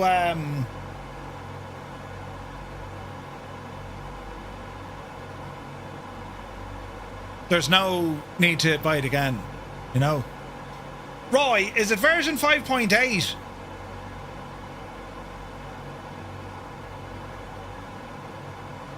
Or is it just a standalone one? Hey, Marigin, good to see you. He wasn't giving me dogs abuse at all. 5.8, Roy, yeah? Cool. Right, how are we looking here? Left a bit, Murph, left a bit. There we go.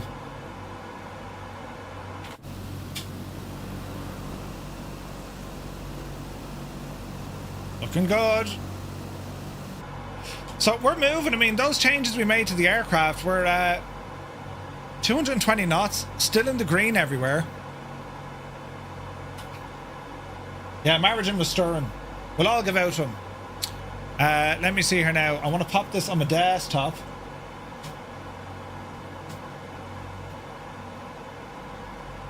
And where is this now? MSFS Airport Manager. Did Lou balls? Did that automatically close because the sim is running? Okay. Roy, it's doing something weird. It keeps closing.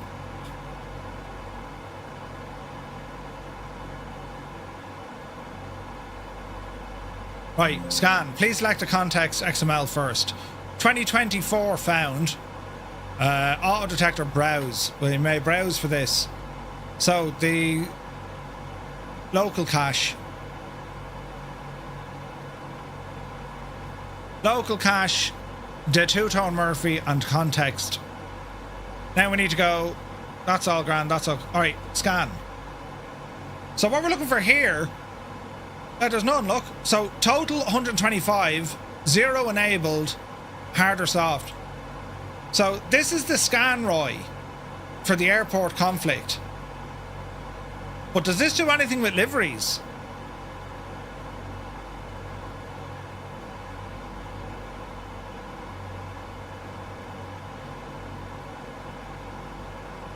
You know, keep in mind, yeah, the sim needs to be closed. Yeah, no, we're just doing this as a quick check. Because it's showing ICAO code. Does it do it for aircraft and liveries? Do you get me? Not that aircraft would be an issue though, would it? I don't think it would. Is there a mountain coming? No. Put that there now.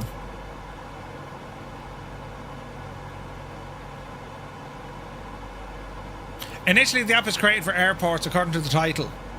No, I know that. But what you're saying is... Test the conflict manager, the reason why the app is created.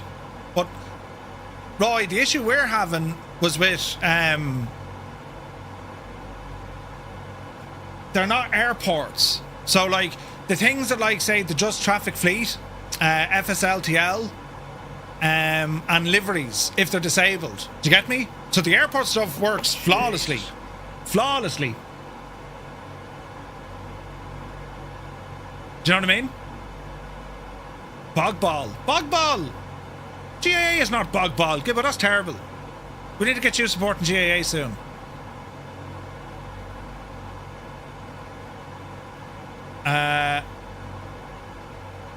The Blaze, good to see it. It is native. It's riddled with WASM crashes, so you need to delete the WASM folder between your flights, but you don't need to exit the sim to do that, which is good news. You know. Sweet. Okay, will do, Roy. Awesome.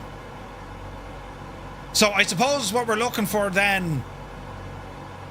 The sim wouldn't necessarily... Well, it would. The sim would show plugins as well, so these would be classed as plugins. Do you know what I mean? So yeah, we can do it for plugins. That would just be very handy. But lads, that bit of software I'm using is from Just Roy. It's available over in our Discord. You'll see it under the add-on section. Basically, it's an airport conflict manager. You'll see if you have a third-party airport and the sim has its own handcrafted one, it'll tell you if there's any conflicting files. It's just a way of telling you what's going on in the system. Very handy. Zybot, good to see you, buddy. Hope you're well. Right, so we're heading up to our first stop, which isn't far, actually.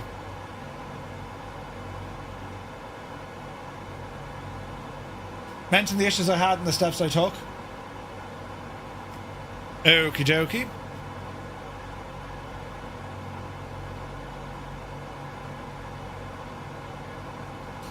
Let us see.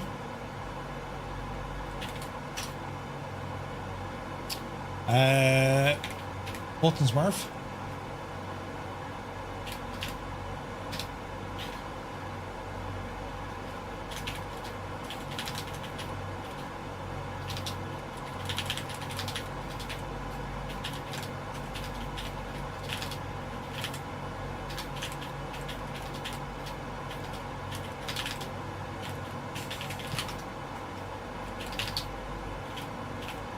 What did we say? Liveries.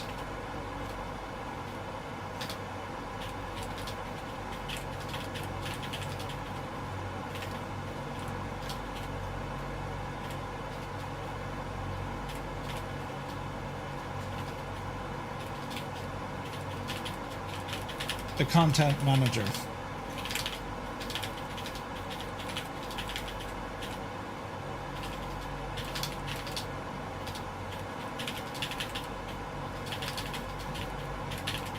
Right, hopefully that helps.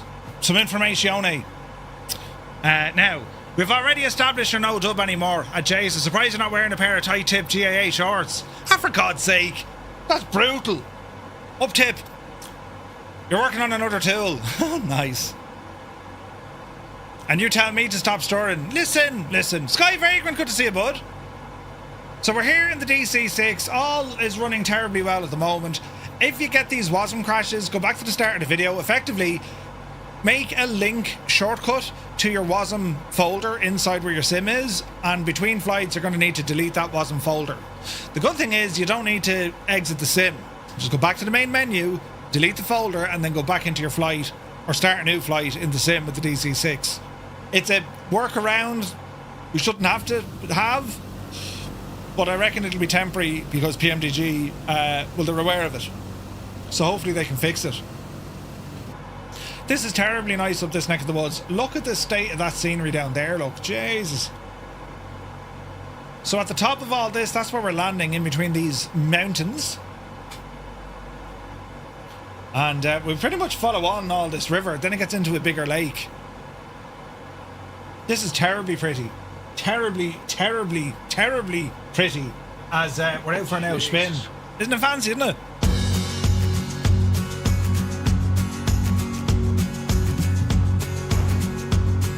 Gorgeous.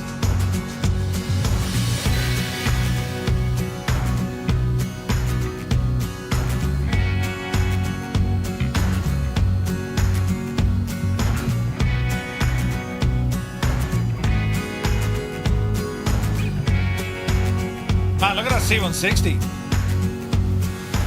Yes, you delete the contents of the folder. So you'll find where it says DC-6.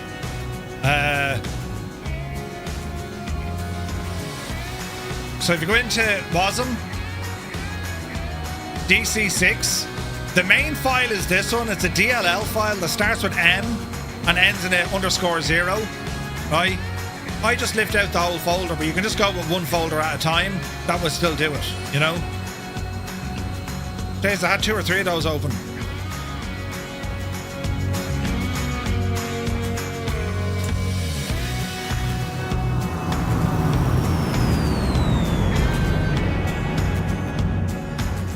Beautiful.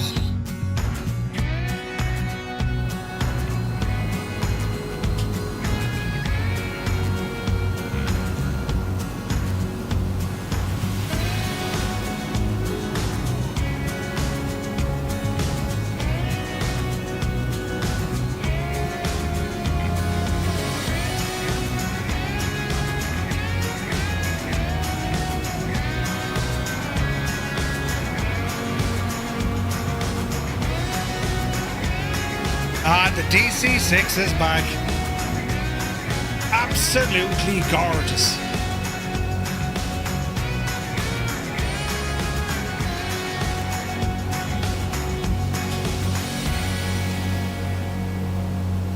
Right. That's the only thing. The LOD is brutal. It's like, oh, I need to load in this. I'll go in and load this now. Stupid thing. Ooh, oil temperature a little bit messy on engine 2.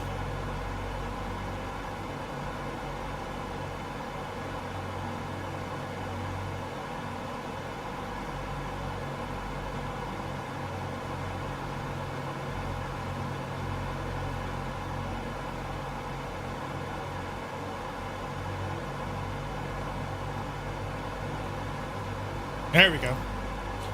Little course corrections. We need a proper DC-4.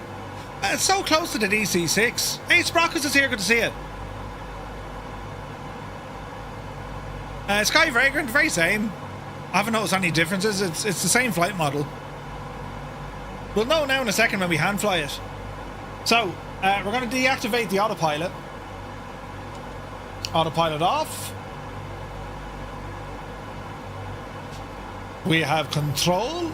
Now this is where things get interesting because we need to bring back some of this power. And our aircraft ain't going to like this, but it should be grand. It's only temporary. So did you hear that beeping horn? We can turn that one off down here.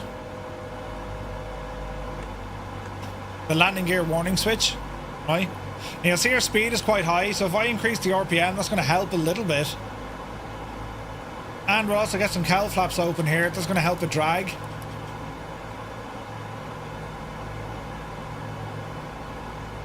And then hopefully our speed will start dropping.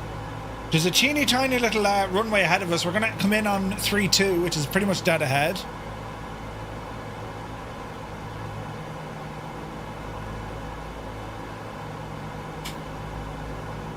We're a ways out yet, but we'll keep dropping. This is gorgeous scenery, man, isn't it? Alright, so speed's coming down. We're under 200 knots. Small bit of trim just to take the pressure off us. Go ahead, get some lights on. Oil pressure is given out to me, but we're alright for the minute. Let the speed come down, drop a bit of altitude. Small bit of power coming back in.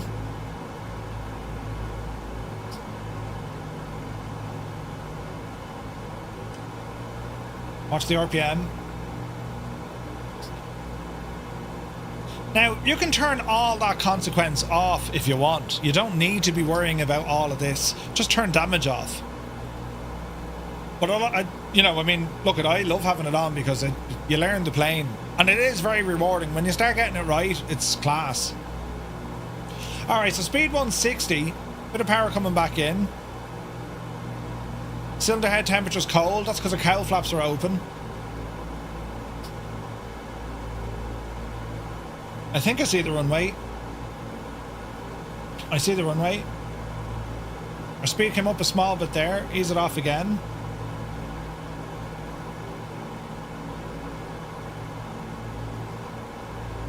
And we'll try and put this down for a first landing. What do you think of the DC-6? Does anyone here not have the DC-6?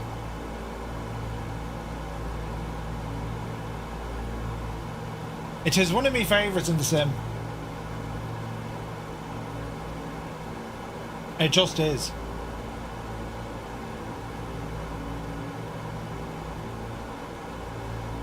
Alright, speed is 160. Don't have it. Don't have it. You're on the fence. Jesus, a lot you don't have it. Wow. Stu Snape doesn't have this. Ah, for crying out loud, Stu. Margin, do you have it?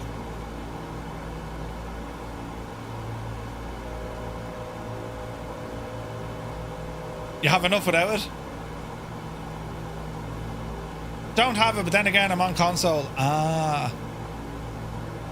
Why pick on me? Because you should have an aircraft like this. You're of sound technical mind. I don't have the Phenom. Just get the Phenom. It's a marketplace gadget. Dude, get the Phenom. Jesus. You'll love it. Colonel Fork is here. Good to see you. What's a DC-6? Don't you mean the Douglas Company 6? Right, speed 160. Notch flaps. Landing gear. Easy now. Short little runway. I prefer modern avionics. Ah, get out with that garden, will you? This is how it's done. Haven't flown it in ages. Excited to have it now in 24. Schnars, yeah, they didn't update they didn't update textures or otherwise. Yeah, I'd much prefer GTN in this rather than the GNS. All right, loads of flaps thrown in. Good question, Roy. I'm not sure.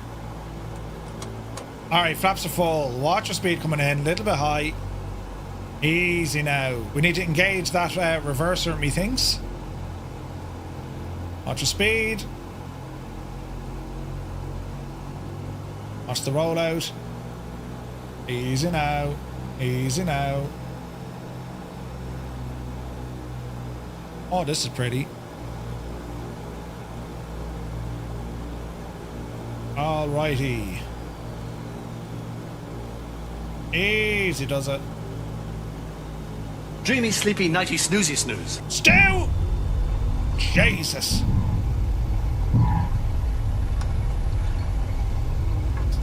Reverser! Haha, look! I can do the thing now that only took me 6 jagging years to learn.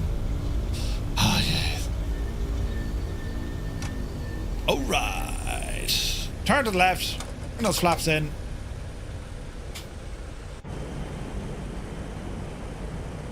Beautiful. It's gorgeous. If you can get it inverted, you think about it. It's just so pretty. It's gorgeous. This plane is gorgeous. Okay. Airfield's called Golden. Here's our first stop. Just turn your monitor upside down. Livery's gorgeous. Yeah, Cyrus did this livery. It's friggin' gorgeous. Good question regarding whatchamacallit? Glass out. Let's see if you can detect it. Maybe.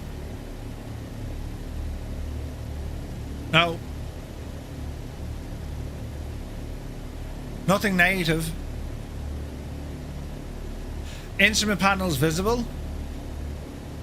Okay, so we can get the 430.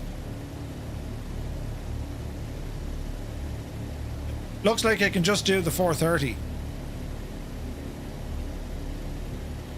How do we close that now? Aha. So the only screen it can do is the 430, which kind of makes sense.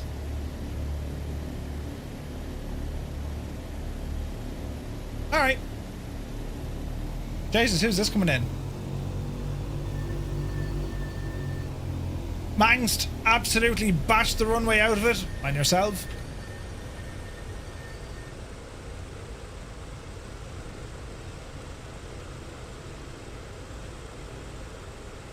But yeah, the Phenom is so good. Jesus, I love that thing. That Sovereign is coming out soon as well. Like, we've a lot of great options. A lot of great options.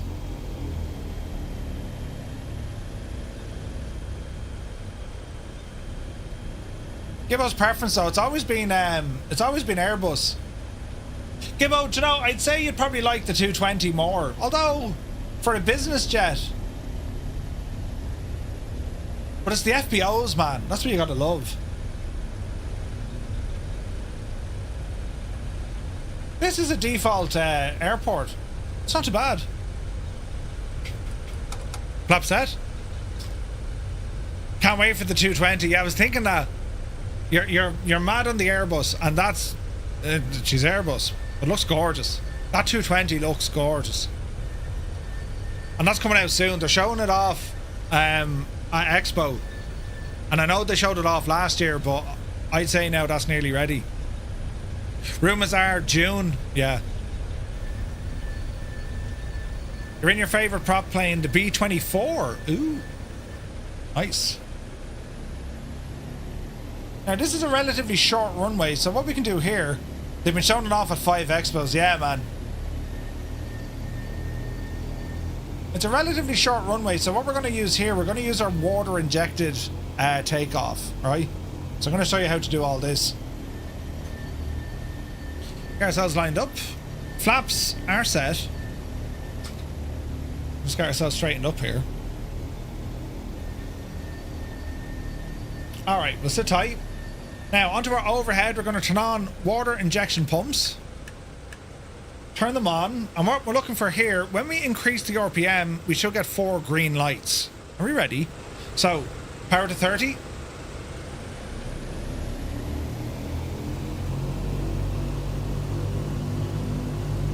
Now we're going to increase to, I think it's 47 these kick in.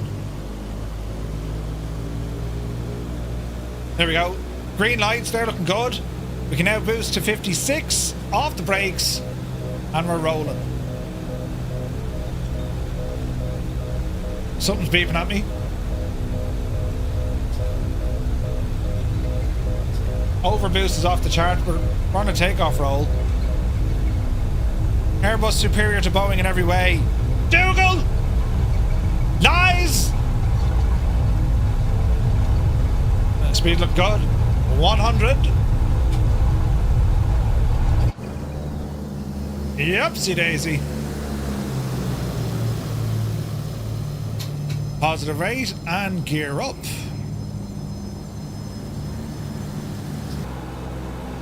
Okay, speed's coming up.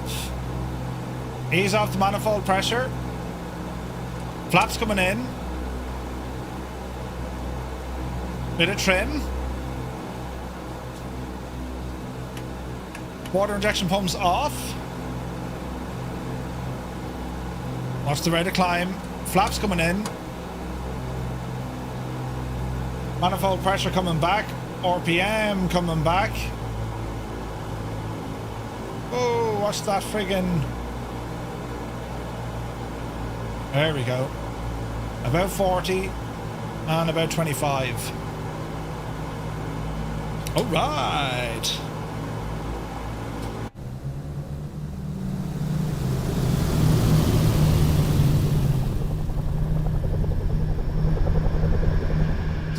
Hope Naughty isn't watching this. Hey, Kieran Niall, good to see you. Yeah, the 220 Synaptech. Jesus, then it looks good, doesn't it?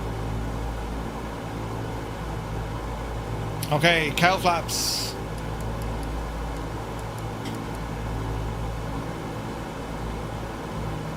Cylinder head temperature's coming up. Oil pressure's a little bit high. Alright. Gyro on alt. Localizer. Heading on a little bit left. There we go. Lights. Speed is coming up. Oil temperature still hot as balls. We'll go 3,500. And we're back in the green. Alright.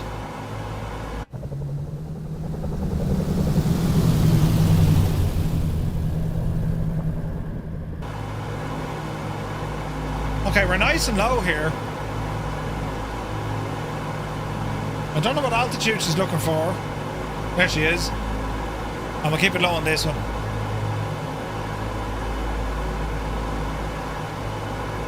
Alright, so we're pretty much following this river all the way up. We're going to come to like a big...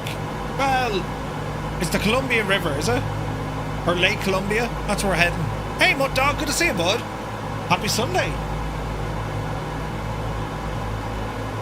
So we're just going to ramble up to this neck of the woods here.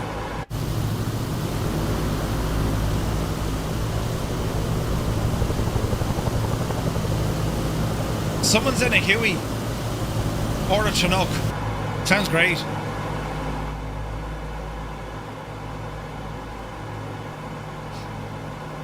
I always wanted the DC-6 sound a little bit more oomph. Now we're thrashing.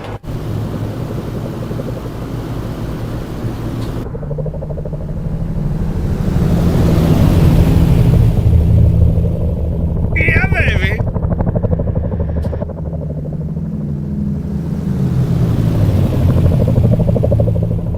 Jesus, I put a bit of meat and two veg with that, didn't it? Brilliant. Nutty Taff, good to see you, buddy. Haven't been in the hot air balloon, not since the late unpleasantness. Alright, keep her moving.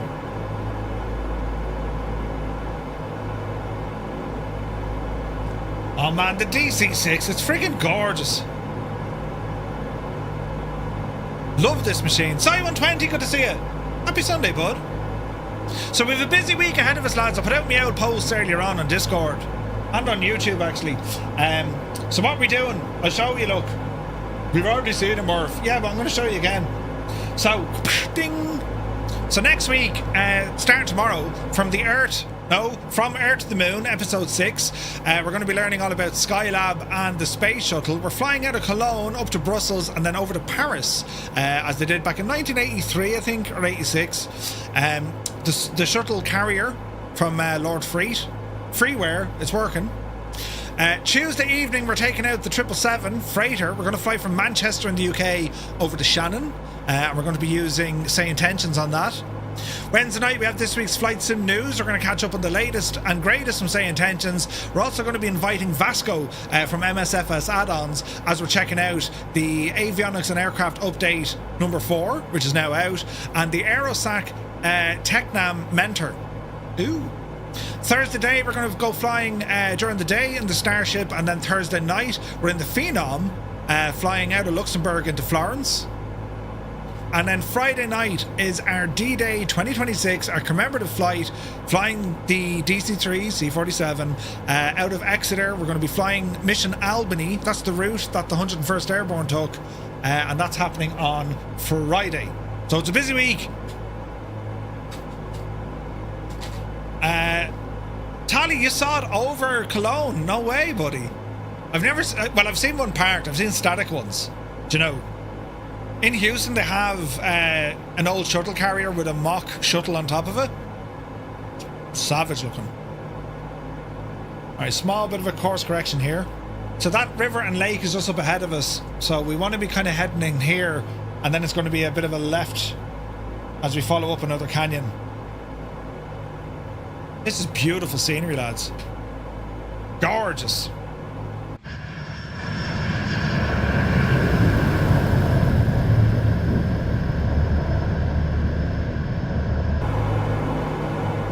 We got some jets with us as well. Nice. Mind the mountains, Murph. More to the right. Engines are good. AN225. Did I not do the AN225?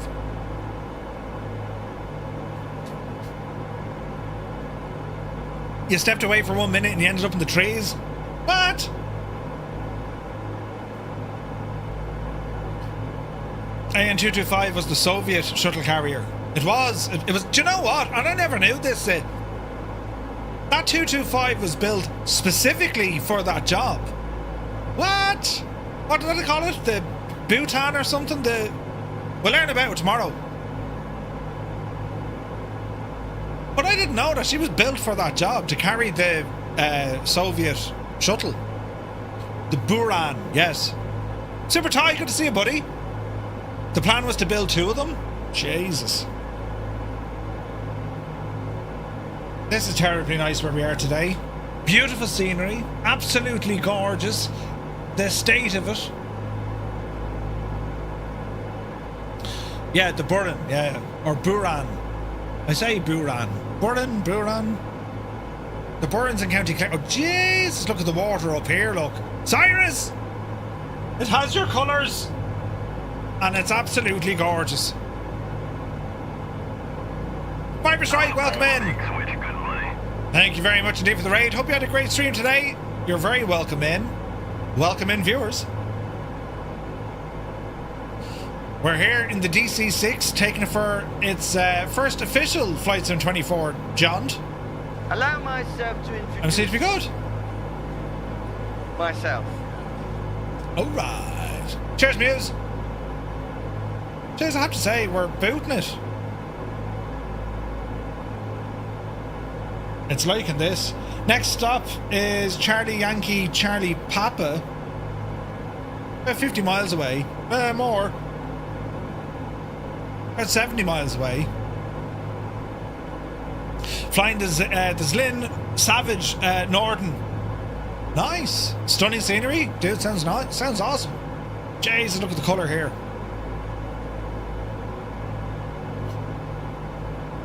Jamaican Rambo. Cheers, buddy. Good to see you, bud. Yeah, it is looking terribly nice. Terribly nice.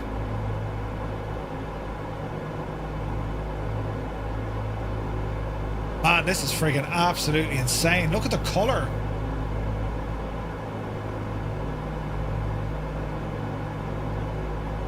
Look at the colours here. Reminds me of like Banff, even though we're nowhere near Banff. That's mad, isn't it?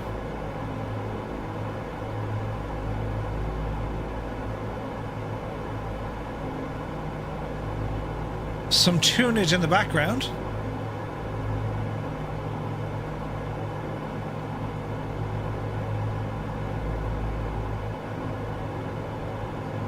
All right. Man, this is absolutely gorgeous. Look at the colour of the place.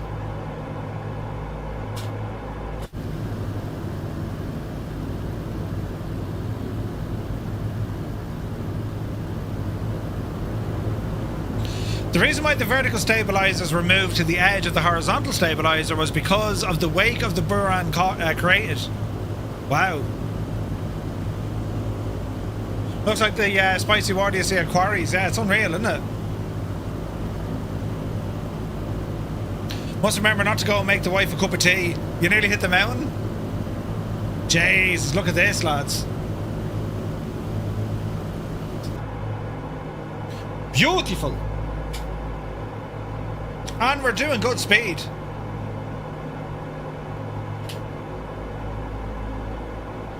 Gorgeous.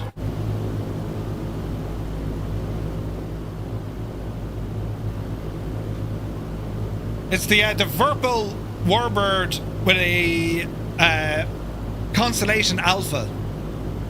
Is the hardware?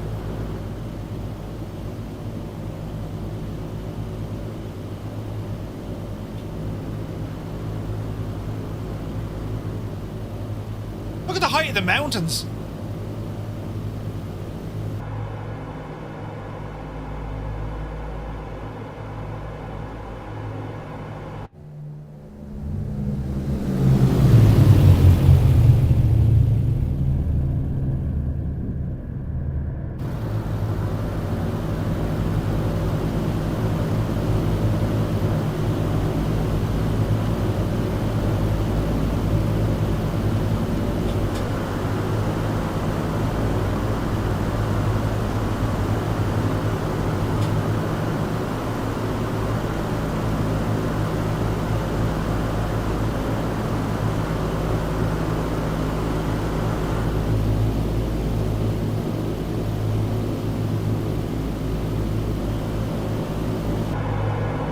Keep asking, did I try that plane spotting app yet? I haven't, Gibbo.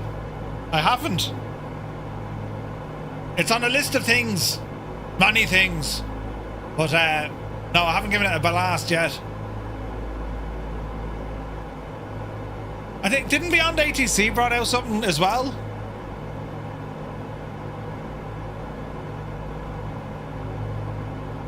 Does it track multiplayer aircraft though? Maybe it does actually.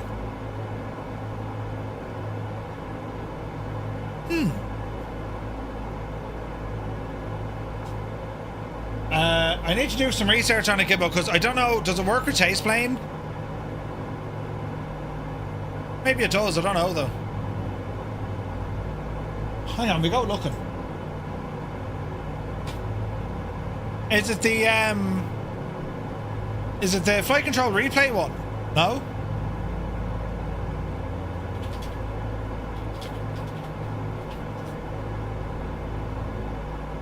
Oh no, it's Spotty, isn't that the one?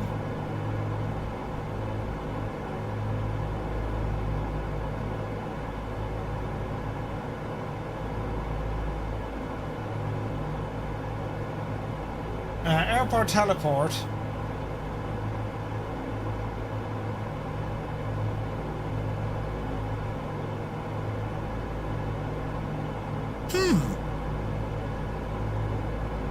It's in my inbox. That'll tell you.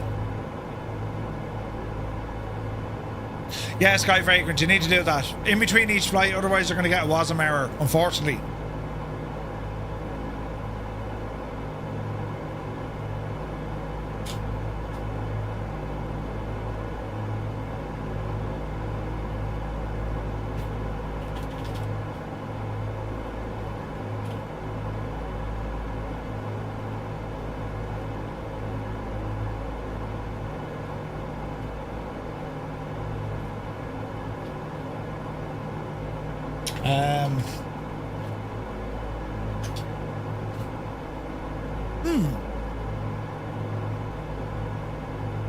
Yeah, I'll need to look at it.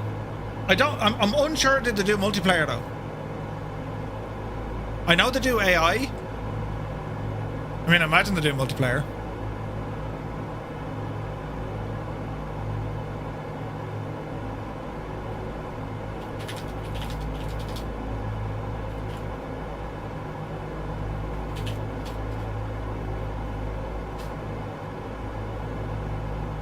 No, we'll have to check it out. We'll have to check it out. Man, I gotta say, this machine, everything is like, I haven't broken anything. No, this is like, huh? How have you not broken that yet? This is great news, and we've damage on.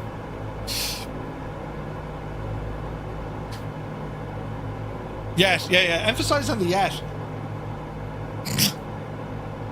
It's so pretty. I'm looking forward to our flight on Friday as well. The DC-3, haven't flown that in a long time. Ah, lads, look at the cut of this, look. Your mama, we got Rico, a game, Retriever Neil, a Go Tide, Gial is with us, Wicked Lumberjacks, Tenured, Rex, Romeo Sensi is there, Lunar Orbit, Febro, Grumpy Martin is with us. And I saw Mrs. GPHI up the road. There she is. I think Banks is up there as well. You're Sim CFI. Good to see you. Welcome in, buddy. So we're just rambling up, and then we need to find where we can turn and follow the little canyons. We can turn left up here. We can turn left up here and just kind of cut across. Or we continue flying and then loop around this way. Out by Mount Thompson.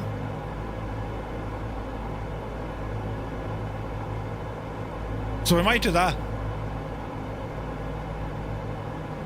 Try putting the prop back to 2250 for 1200. No, we're okay because I want this speed. Like we're well within normal limits. Like what you could do, like our RPM isn't far off that. We're on about what, 24-ish, right? 20, 21, 20, 21, 22. No, that's not right.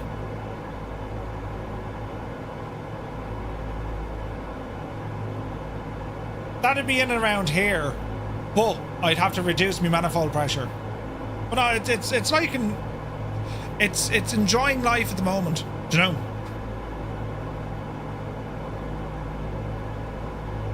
Plus, look at her speed, man. It's absolutely booting it, which is great.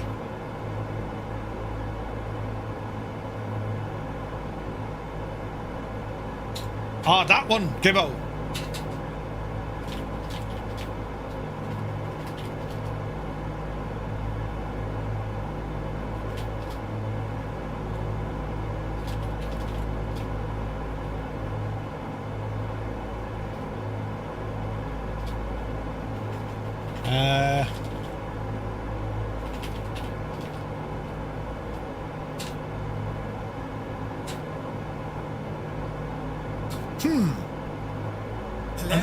I'm just thinking we can go left here, or we kind of continue on a bit and then circle around. You know what I mean?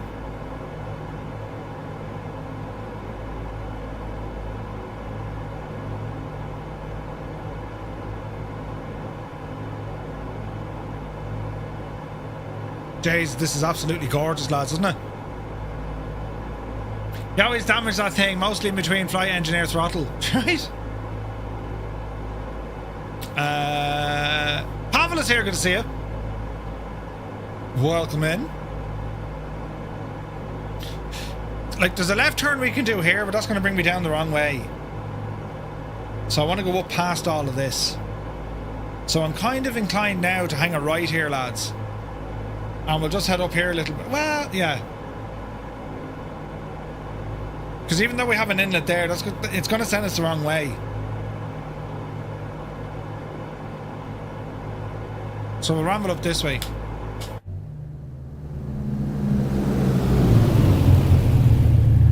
Gorgeous.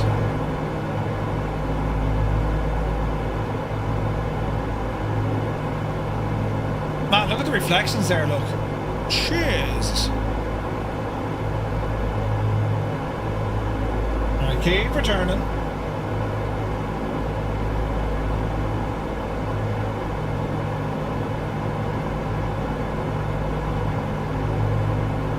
Bet you're a nightmare with directions in a car. Be grand, just go on up this way, sure. Totally fine.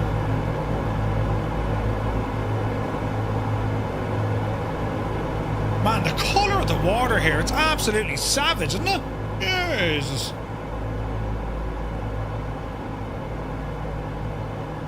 Alright, keep her going.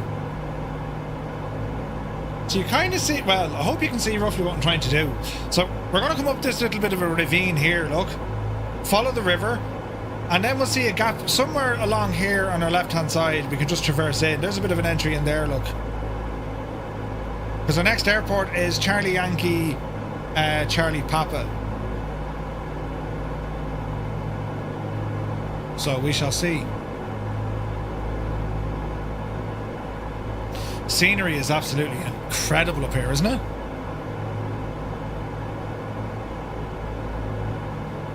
It would be turn left here. No, that left.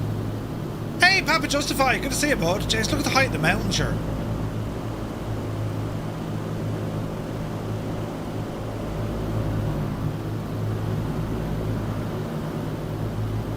Here we're going.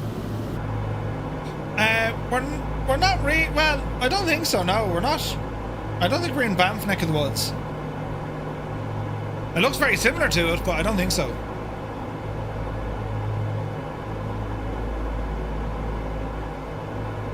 Keep it going. British Columbia, it's stunning, yeah. Stunning. Okay, she's behaving. Everything so far so good. Fuel quantity on our main tanks, we're still good.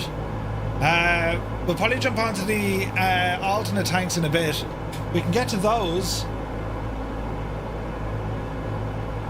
by dropping them down.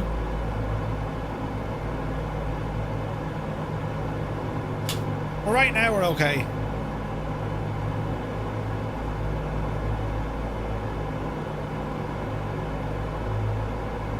Keep her going.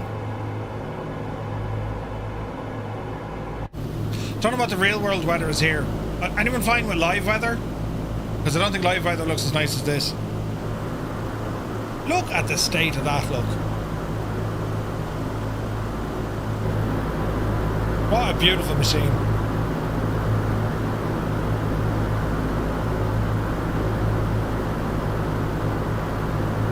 I wonder should that camera be different?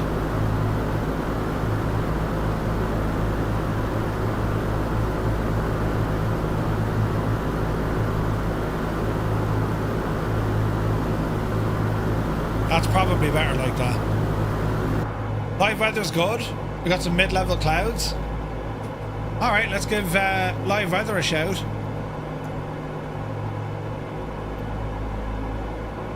This looks pretty.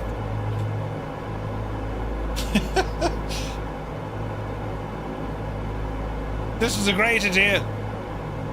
Neil! Retriever Neil! Oh no, it's tenured! Tenured! This livery makes the aircraft. It's a beautiful livery. Absolutely gorgeous livery. I love this.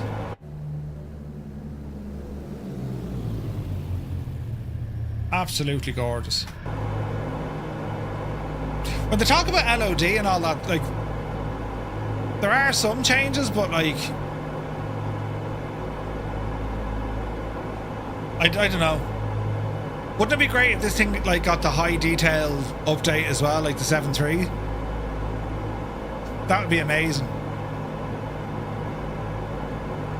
You're not getting this weather, no? Well, curses. Are you on live time?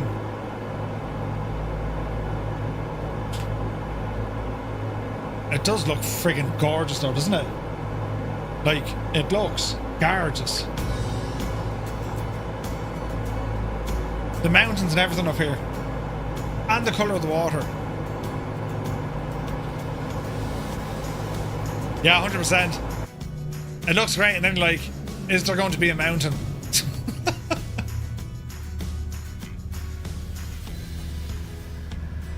That's stunning.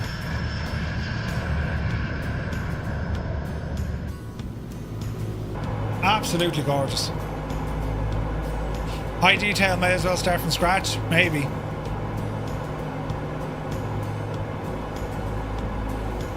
Five cups of PMDG coffee, yeah. They drink expensive coffee in their studio.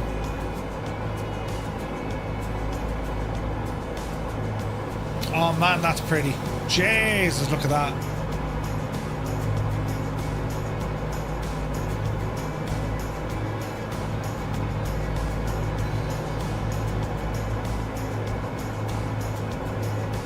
Sunjammer says, that's a lovely piece of beef I've just cooked for myself. If Murphy wants a piece, he'll have to wait. Beef, you say?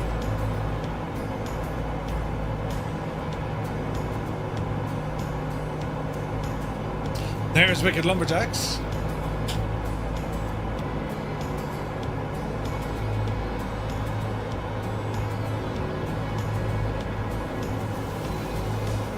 So like the DC-4 in comparison to this, they're very, very similar. Very similar. There was a DC-4 at the Aviodrome, wasn't there? In the Netherlands? Oh no, was that? No, that's a DC-6, I think. Or is it? Just I can't remember.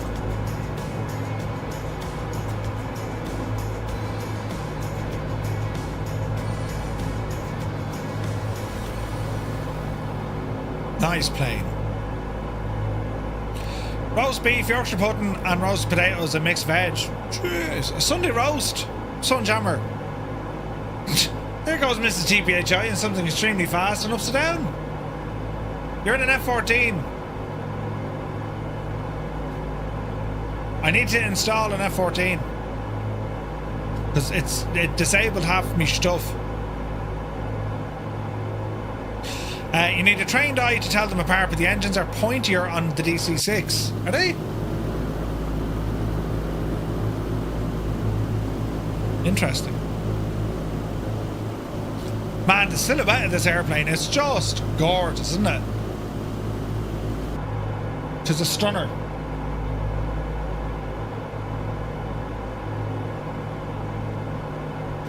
Okie dokie. So we can make a left-hand turn now once these mountains drop off on our left.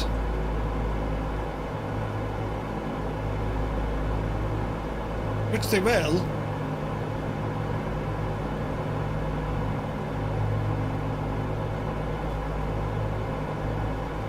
Easy now.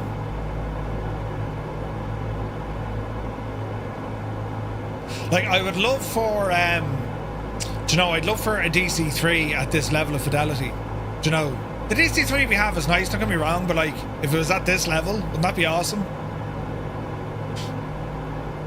It'd be absolutely fantastic.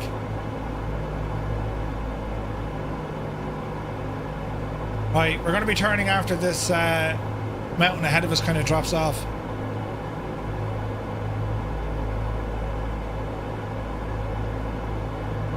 Engines are happy. And if the engines are happy, well then I'm happy. That is absolutely insane scenery, isn't it? Look at that. Just a random route in Canada. Check the bar. What you do in the bar?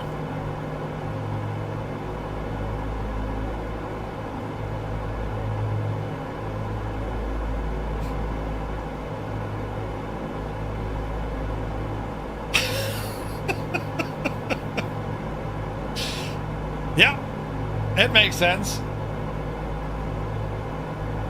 Oh, look at that. DC-4 and a DC-6. Awesome. You personally love the Constellation? So I didn't check out the new Constellation yet, or rather the updated Constellation. I must. Right now, are these mountains going to do what I want? They will, I suppose. Stu getting fierce handy with the old, whatchamacallit? AI. No, I drew that myself, Murph. It took me ages. The updated one has a free 24-hour trial. Yeah, I have it. I need to test it. I haven't had a chance to fly it yet. So this is called Mount Thompson. And then we have Canoe Mountain just beside it, look. Jesus. You blame Zit, you put the idea in your head. Were you up till silly o'clock playing Forza again? You know. TPR, good to see you. No, dude, we're actually going kind of just heading and satellite. Only 3 a.m, Jesus. What's with the half day? 3 this morning. They were the spies saying they wouldn't be on late. Yeah, 3 in the morning, like. What were you thinking? Right, these mountains definitely are going to drop off. Then we're going to go a hard left around them. Man, it's gorgeous here, look. Beautiful. What do you think they were thinking? I don't know. TPR, hope you're well, buddy. Was getting late. Oh wait, it was getting light when you went to bed on Friday night. Oh really? Oh Jesus. There's nothing worse, because then you're like, my whole day is ruined. You know. This is our Firefly Air livery. You can pick it up over on our website. It's pretty, isn't it? Very, very pretty. Cyrus teammate, this one. Right, here's our turn. Let's see what happens.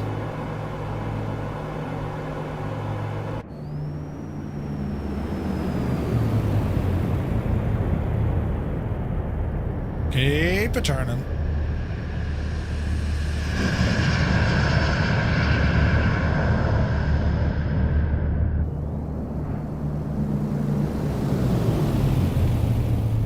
Gorgeous.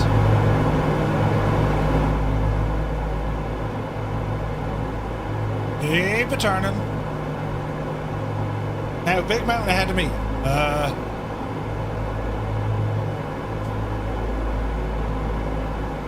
Don't turn into the mountain, Murphy, whatever you do. We're very close to the ground here. I didn't think this one through at all. But there's a road I'm trying to find, you know. You didn't get up till about 1:45 on Saturday. Ah, Jesus, really? There's Mr. TPHI.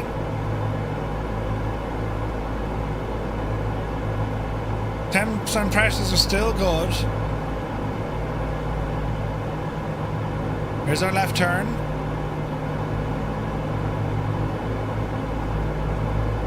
I think we're going to need to climb no matter what way we do this. Then again, we could be lucky. Oh man alive, look at this. This is freaking gorgeous. I keep the turn.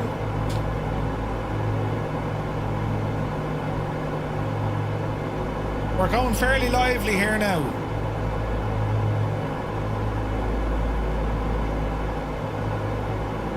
And we're going to fly into a giant rain cloud. Yep, this makes total sense. Ah, turd, got you now. Yeah, we've no way of getting delivery onto Xbox, unfortunately. Still. After all these years.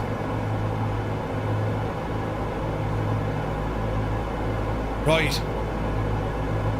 This is pleasant. Imagine driving on that road though, like Jesus, the views you'd have.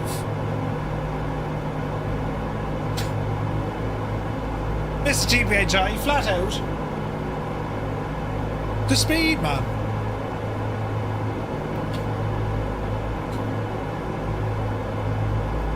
Tell me, Stu, did the wife not absolutely bait the head to you that you didn't get out of bed till like 1:45, no? Yeah. We're going the wrong way. We're not going the wrong way. We're going absolutely bang on now, Susan, where we're supposed to be going. We just need to be very careful because there's mountains here that if we get this wrong, lads, that'll be it. Game over, ball burst. And it's raining. Alright, lads. Follow me. 'Tis grand and safe. You know, except for the bit where it becomes extremely dangerous and dodgy. Which is just up here, funny enough. You'll be fine. Grand. That vote of confidence. That's all we needed. So this airport coming up is Charlie Yankee, Charlie Papa. Runway 19er is what we're aiming for, so it's pretty much straight in. And it is... how far are you?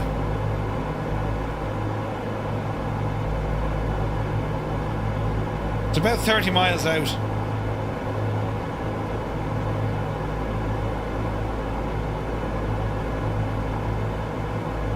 Days, we're flying into the soup here.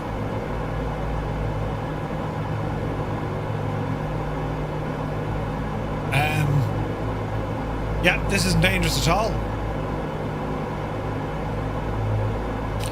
No, Neil, no. Jesus. We may hand fly this one. Upsy daisy.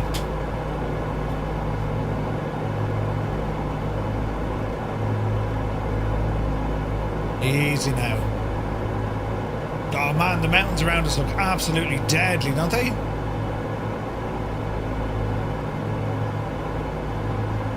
It's superb looking. Jesus, the scenery is superb looking here. Whose idea was this to fly here? It's absolutely gorgeous.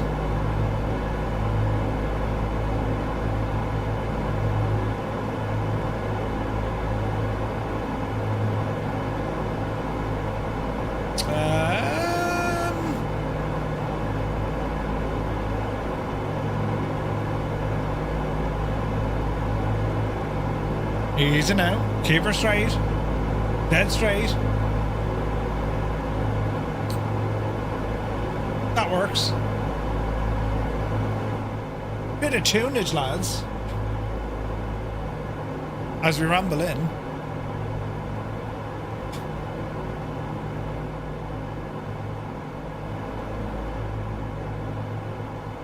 Beautiful.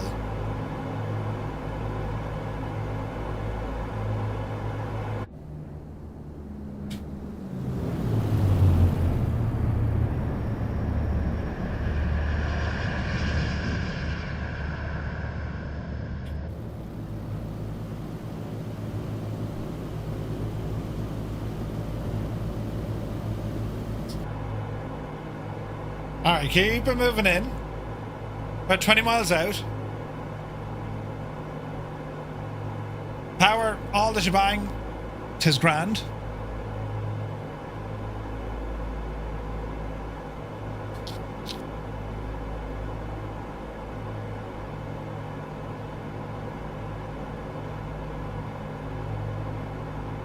Look at the road down there.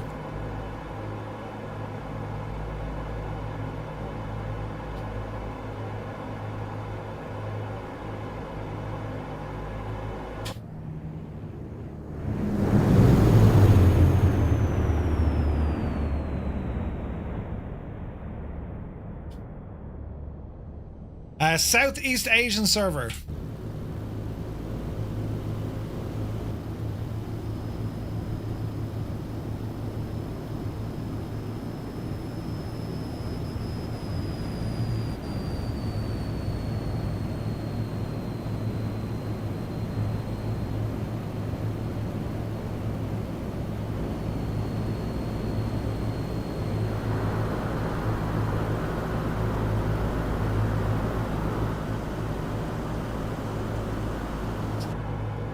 Jesus!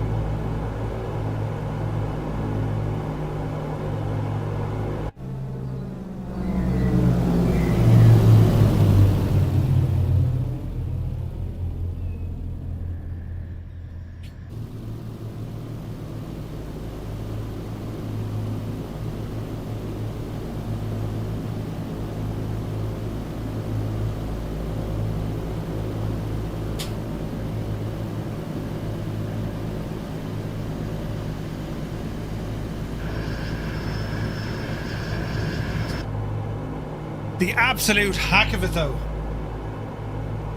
What a machine.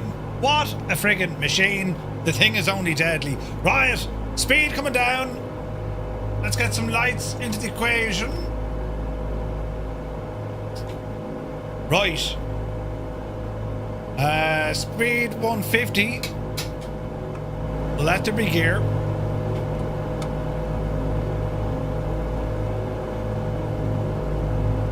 Easy. Follow the road. It's beside the road. Right. Oh, Bellbro, it's so good. Mag is here. Good to see you, bud. Aerobat, welcome in. I'm a Canadian with auburn hair. Man yourself. Alright, speed's looking good.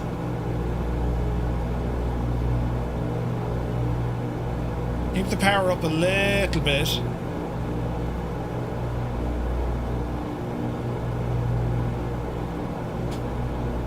There we go. We're just kind of, you know, ramble in. That's weird, the trees disappeared. It's like an LOD with the trees. Interesting. Jesus, look at this coming into this valley, look. Man alive, isn't that absolutely stunning?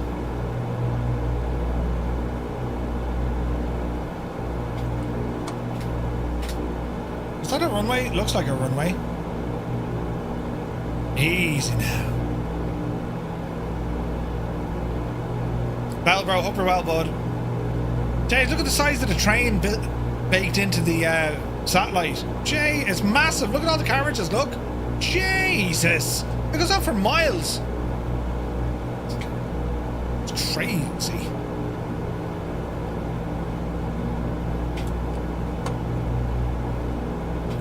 I'll go flaps 25.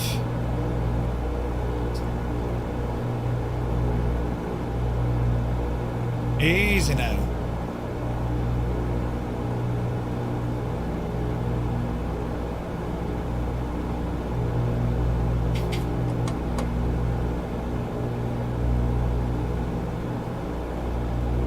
Right, there be all the flaps. Some drag on this. Man, I just love seeing other planes flying around. It looks class, doesn't it? Right, easy now. Little bit of a wind.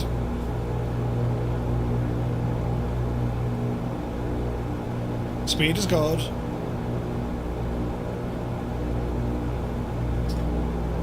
Engines not so happy.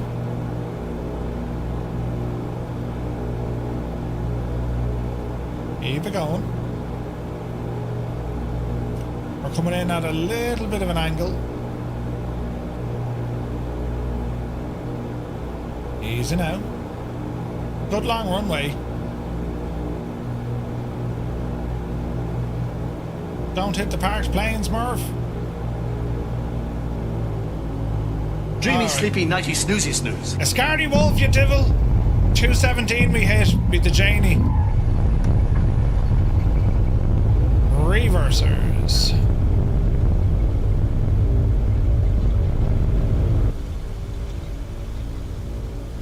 Ease off those sounds.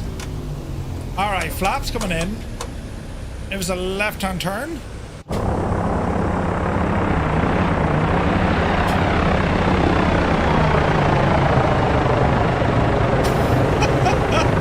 That's insane looking.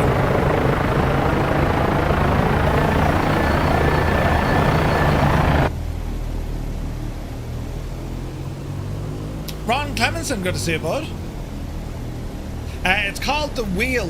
If you put in exclamation point wheel, Rambach Mord built it for Parallel 42's Flow Pro. It is awesome.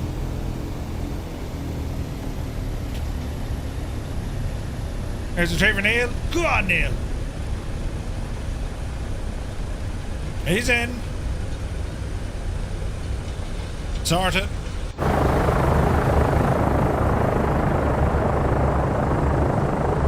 Man, what a thing of beauty, isn't it gorgeous? Oh no, my engines!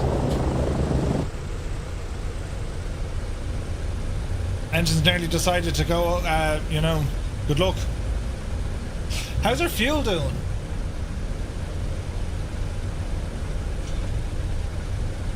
We're okay to our next stop.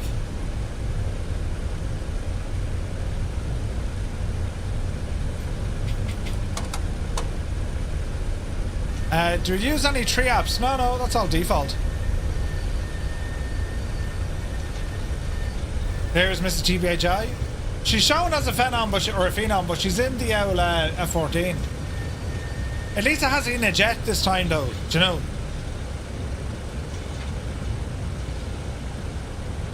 Alrighty then. Flaps are looking good. Cowl flaps will open for takeoff.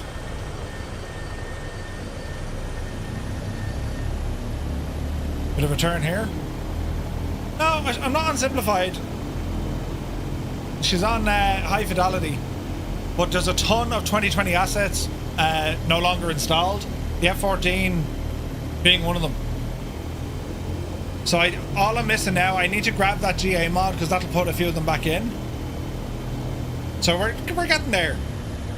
So far so good. Not a single stutter today, so Maybe it was the maybe it was running that traffic global with something else, you know. Right.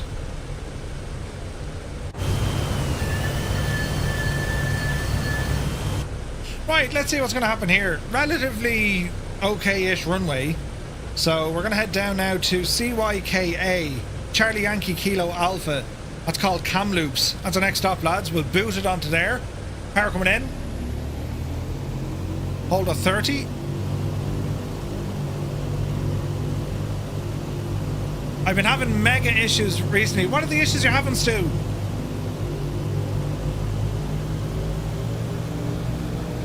Alright, off the brakes. We should have enough juice here to get airborne without using the L water injection. Oh no, there's a plane in terrible distress. Oh no, he's alright, it's a helicopter. Jeez. 777 driver, good to see you, buddy. Alright, speed 80. $100.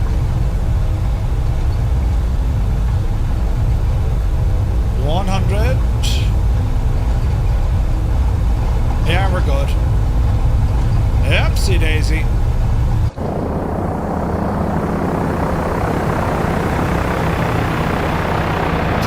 You're up. Jeez, it's the noise of that B105. Alright, left a little bit. Flaps coming in. Man, look at this region. Isn't this just stunning?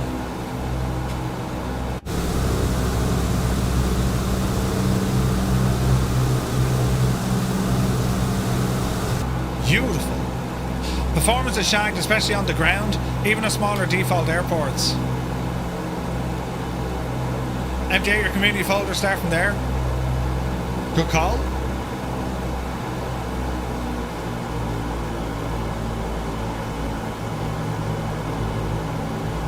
Alright.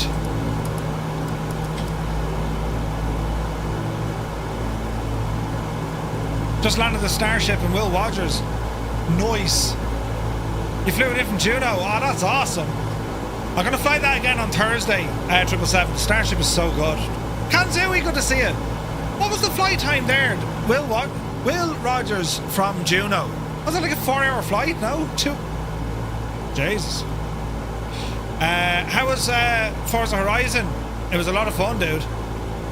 Sim running perfectly smooth last month. Nothing major added. Nothing changed. Just start deleting off the rolling cache and all that stew.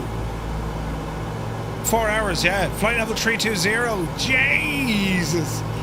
That's insane, man. All right. So 40, 25.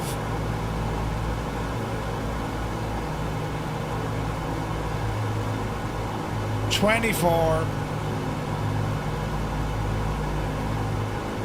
Right, she should be happy with this. Give it a moment. Will we do Forza this Friday? Not sure. The D-Day flight is a fairly longer one, so it'll be very late. We'll see though, we'll see. Oil temperature still hot. We'll try that. Let's see if that fixes it.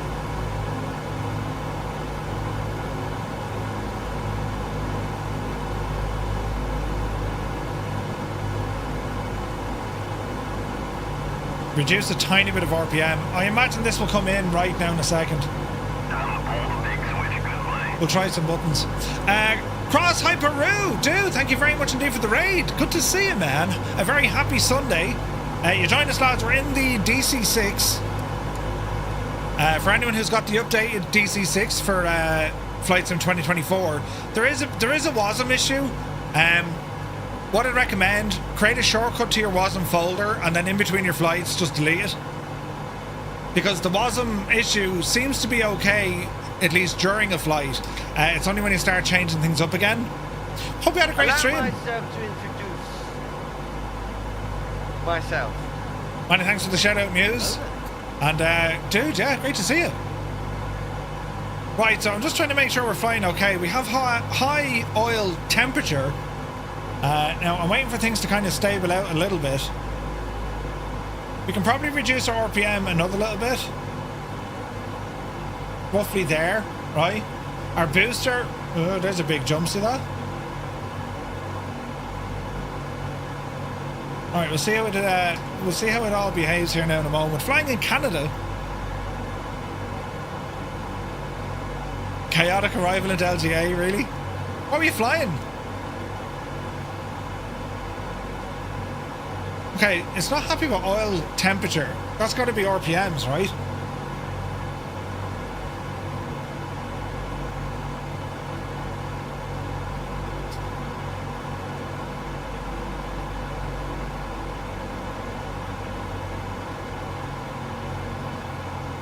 It has to be oil temperature.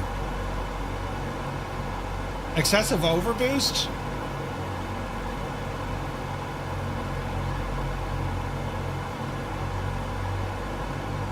Like, it's moderate stress range, I'm not mad, you know?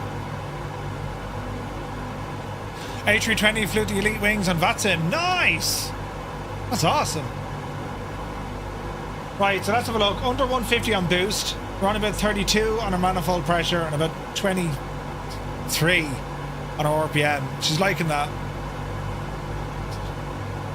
Tis liking that. How about the oil temp of the overhead?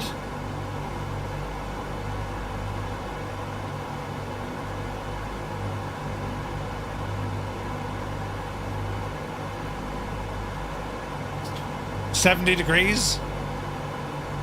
Not bad at all.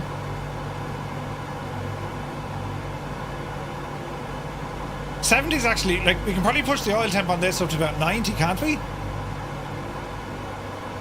I think 90 is where it starts getting upset with you. Cross-hype, absolutely, buddy. Thank you very much indeed for the raid, man. Really appreciate it. And welcome into all your viewers. Lads, I hope you're having a great day. Very happy Sunday to you. And, yeah. Our next airport, Charlie Yankee Kilo Alpha. This is where we're heading to now. We're on the Southeast Asian server, if you'd like to fly along. Speaking of fly along. Oh, heck yeah. Beautiful. But because you're mildly cruising, it's all cool. Yeah. Man, look at our speed. 236 knots.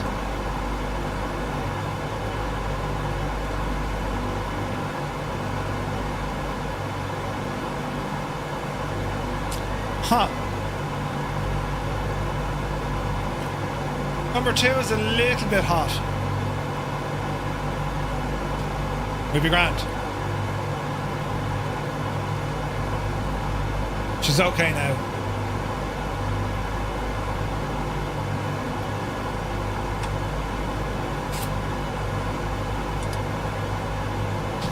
Even the lights, like the lights actually they cause drag because they extend out. Along with your cowl flaps and your main flaps, landing gear. That's what she said. Man, what a day for flying. It's friggin' gorgeous up here. We're on live time and live weather as well. Super duper. The Leonardo also has the landing lights with drag on the MD-80. Yeah, it's a cool feature, isn't it? But like, when you see them drop out the wing, they drop out here. Is my trim off, is it? It is.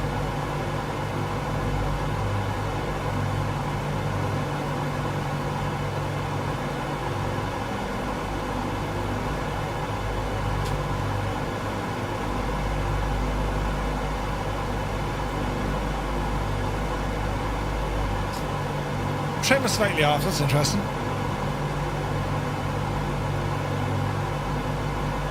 We're looking good.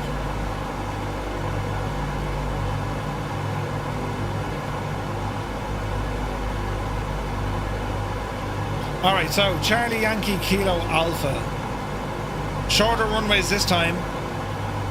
It's like a glider field as well. Which it, well, I mean, you know, I mean, this place has to be popular for gliders. Whoa, who be that? Colonel Fork in a B-17, no less. terribly, terribly fancy.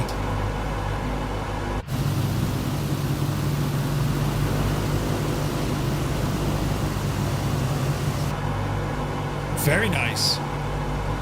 Plus 3 feet, get out of it.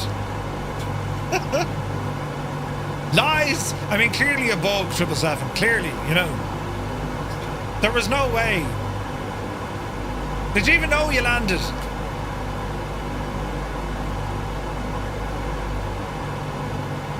I wonder, was it the wind pushing us there a little bit? Thinking the same.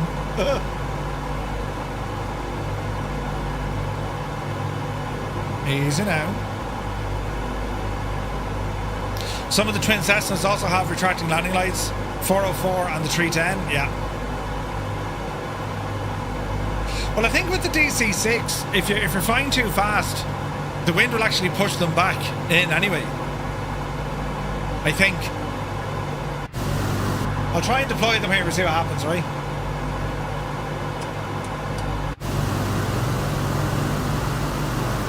So they're coming out okay.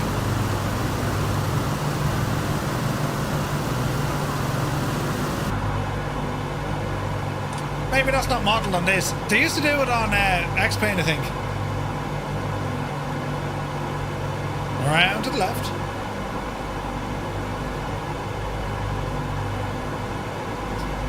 Man, this is such a nice plane. It's ridiculous. Once they get that WASM issue sorted, you know. Johnson John, good to see you, buddy. Welcome in. I have that there somewhere. I've one of these first, though. We have some tunage.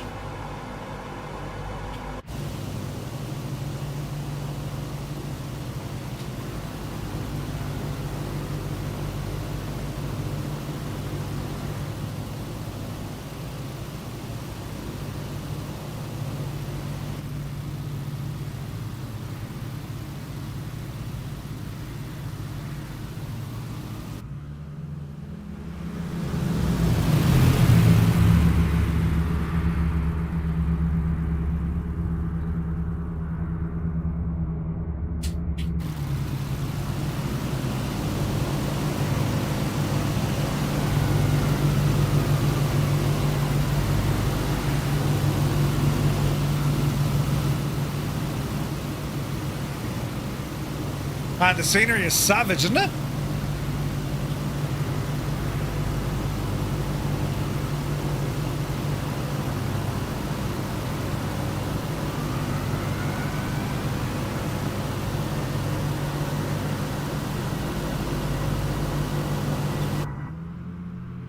Triple seven, have a great day, buddy. We'll see you on the next one.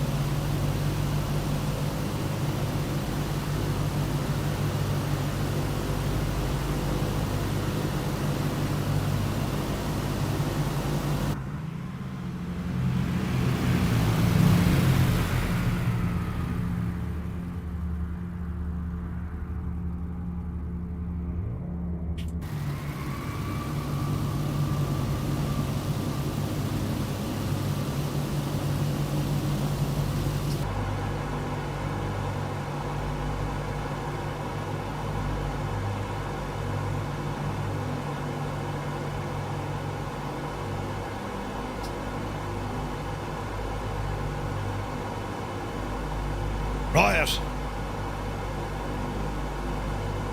Ah, Toby Keith. Right, so we have a bit to climb here.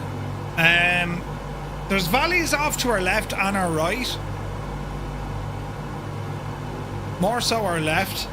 But it actually, it'll turn us around the wrong way. So we're going to go over them. If we can. Bit of power needed. 40 inches. I mean, this rate of climb, it should manage it.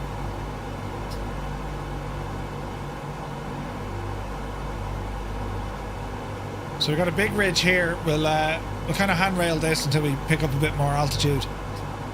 Not sure where the wind is blowing. Like, we can actually get free energy to push us up if the wind is coming in the right way.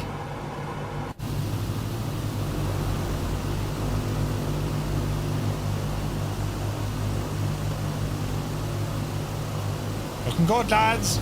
Looking good.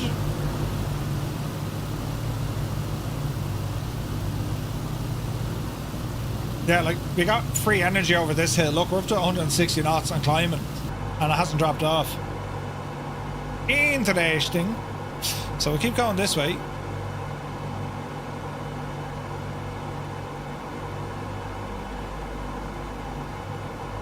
So we have another 1, 2, we have 3 more stops, lads. Probably 40 minutes, 45 minutes, give or take. If you'd like to join us, we're on the Southeast Asian server. I gotta say, it's flying really well. It's beautiful, absolutely beautiful. Everything's given out to me, but it's beautiful. Right, ease off this.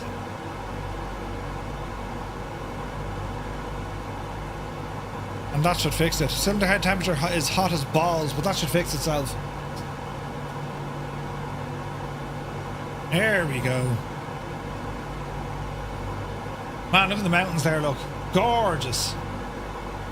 Look at this. Whoa, Stu Snape, you mad devil. In with 5 gifted tier 1 subs. Jeez, we're still in May.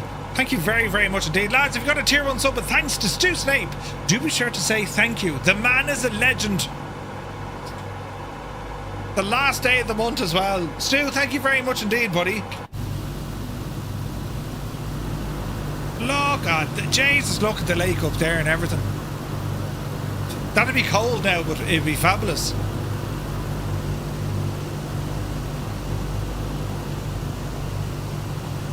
That's mad looking. Right, we're about 40 miles out. Drop the nose now, we don't need all this altitude. And we'll keep moving. Speed's coming up, engine is loving it.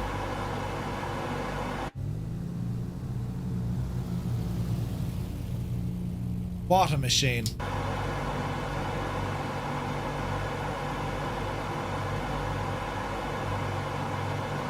Those be some happy little mountains. Bob Ross. Friendly little clouds and some trees. Got to keep you supplied to Wicklow Wolf and Guinness Supplies. Thank you, Stu. You're very kind, buddy. Yeah, Wicklow Wolf, savage. Savage. And of course the Guinness.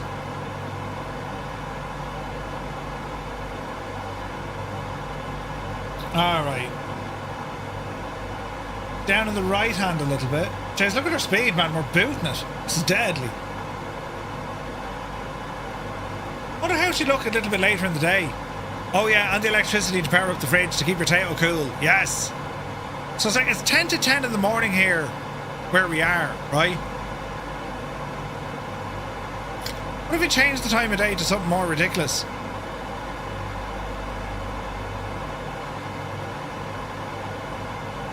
That's interesting.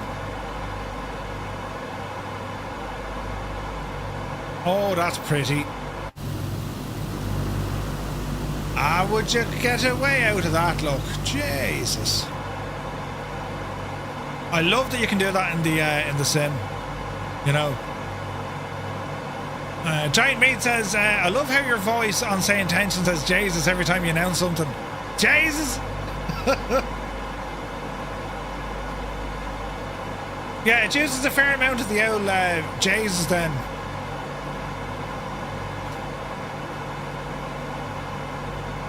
It's what it does. It's what I does. It's what I does. It's what I do. Because that was really bad. Interesting terrain. So it's going to be a tricky kind of a landing this one, but we'll play this by ear. 260 knots. Oil temperature off the chart again. Uh-oh. Username makes you giggle. I wonder why. And why is it Mr. GPHI saying that? It can do 274. Wow. That's pretty fast. Mrs. TPHI, I'm telling you. We should rename you. Mrs. Inappropriate. Mr. and Mrs. Inappropriate. That'd be well, Mrs. Inappropriate and then Mr. Appropriate. That'd be a good kind of a mix. Mrs. Inappropriate.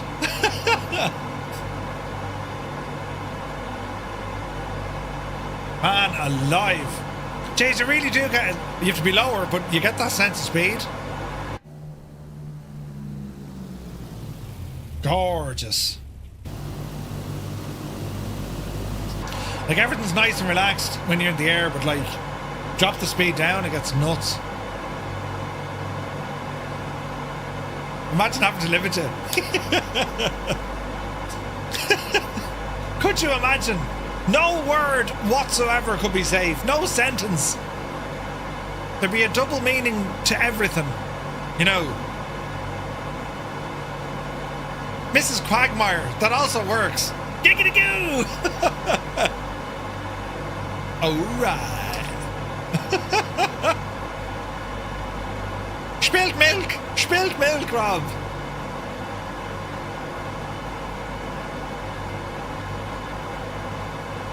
Oh, this is friggin' class looking. Look at the speed we're doing as well. Absolutely deadly. So it is. Through the mountains. Hang on to your hats, boys. Oh, heck yeah.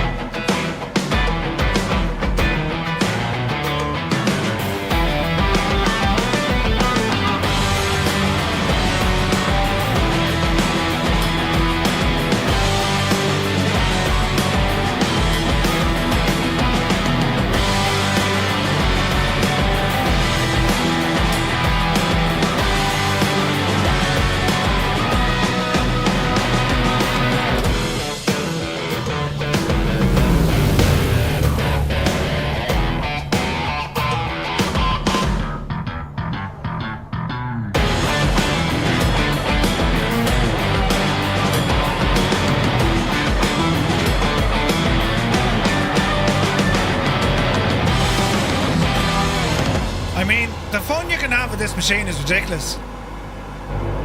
Turn it up there now again, Finton, and we let this one absolutely rip because it is fan-friggin-tastic, this machine.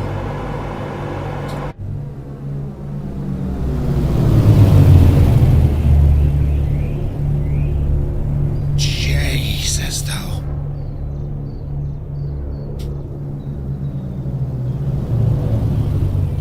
Is it a PC only server? No, dude, not at all. There's no such thing. It's one server. PC or Xbox.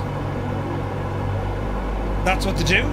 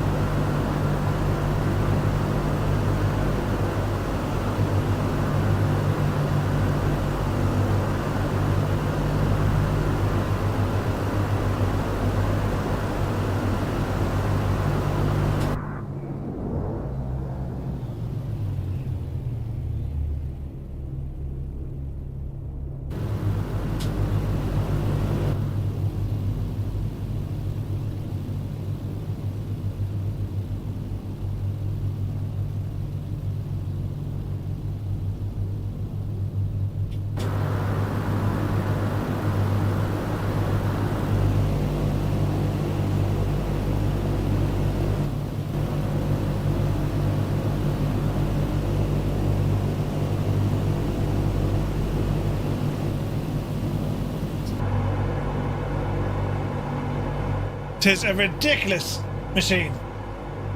Right, I'll check the bar again. That's actually pretty good. Little Miss Inappropriate. Yep, Mrs. Inappropriate.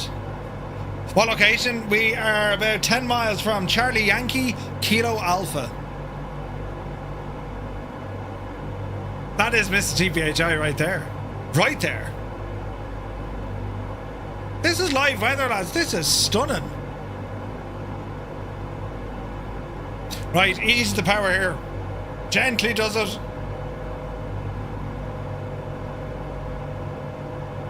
Easy now.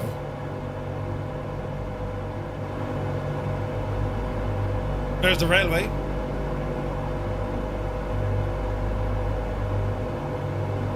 This place is called Kamloops.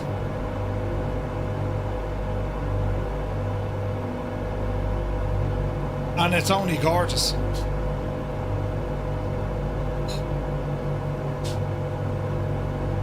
So we follow the river and then hard right. Out. Speed coming down. James, look at the wind. We're flying sideways.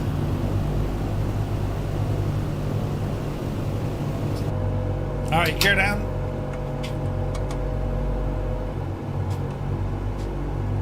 Easy now. This is going to be a proper crosswind. There's a big city here.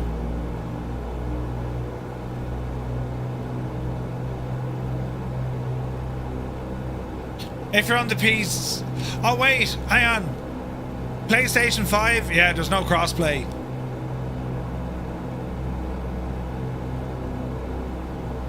If there was ever a way to kick a wide, they kicked a wide. There is no way to have crossplay on Microsoft Flight Sim between PC and PlayStation. Not Microsoft Flight Sim's fault, as in directly, it's not the team's fault. Manafeed, they'll never do that natively, dude.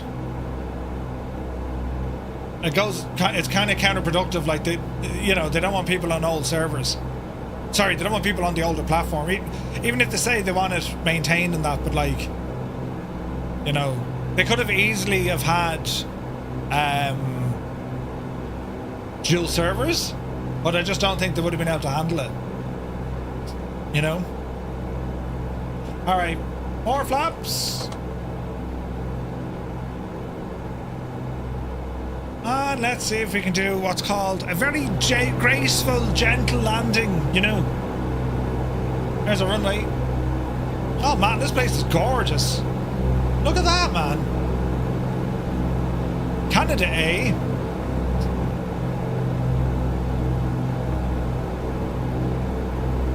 They want to get rid of it, they just don't say it yet. I don't know, but like, I don't think the servers would have handled literally all the traffic. It is very unfortunate, yeah. Hey, 98 Vulcan, good to see it. Right, easy now.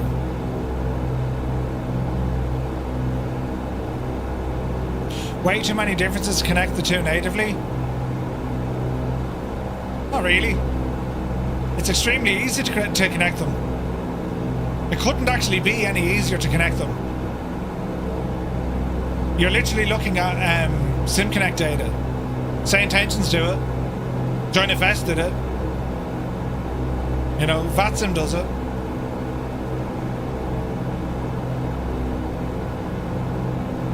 Jesus, who has all their smoke on? Mangst! Jesus. Right, this is totally safe. Yeah, we like a challenge. Can't see a shagging thing. Bloody hell, who's all the smoke on? Right. See, if I go above, I can't see. If I go below, I'll hit the ground. Ah, Jesus, this is terrible. Who? Turn off your smoke, will you? Jesus. Runway. Oh, Jesus. Easy now. Easy now. Dreamy, sleepy, nighty, snoozy, snooze. Stu! There she be there now, Jemima. Reverse thrust. Bloody hell, who's the smoke from? Michelle! Atoll! Look at us going backwards and everything. I mean, that skill you just couldn't, you know.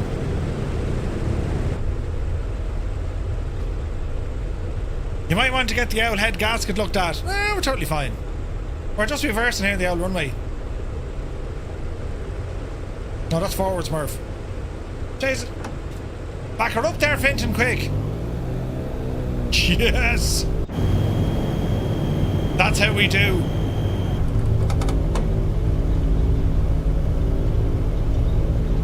Good alternative to off, and then stew happens, yeah. To be honest, I don't think it's Michelle's fault. Some aircraft just render smoke all the time.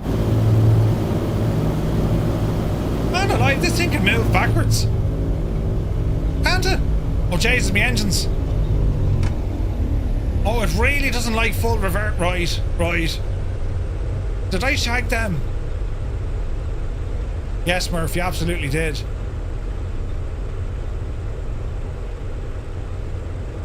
It was an F-35, which doesn't have smoke. There you go. Right, let's stop it there. Look at the cylinder head temperature. Oh dear! Cowl flaps, open them!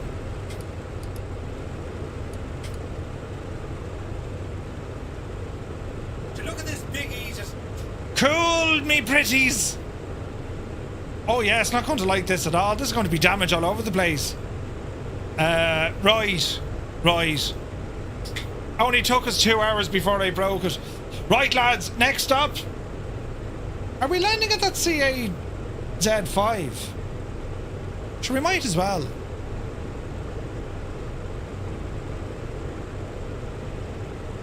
Right. That thing is broken. The core differences, including terrain data, is too much for Microsoft to bother doing. What do you mean by terrain data? Shouldn't really matter though, Tailhook. In a multiplayer environment, you'll see what your sim is giving you. I'll see what my sim is giving you. And then the only difference between the two, because it does this anyway, right? We could all be on 24, and if I was using a custom airport, it would have different elevation data than, say, a default one. You know?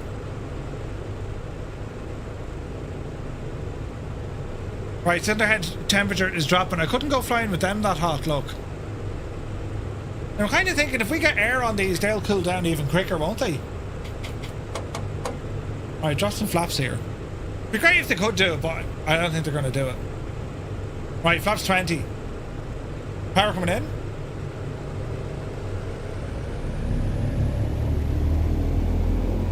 Engine stable. Oh, I'm not quite sure, Stu. I think it's just crossplay between 2020 and 24. Right. We're moving. Airspeed alive. Coming up on 80.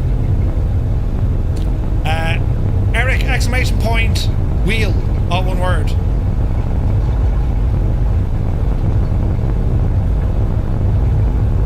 $110.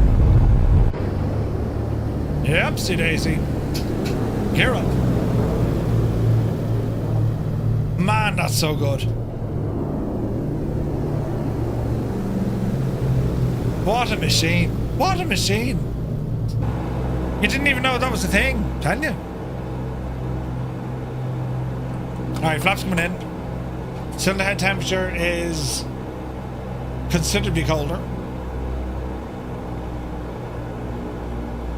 Alright. Right, follow on the river.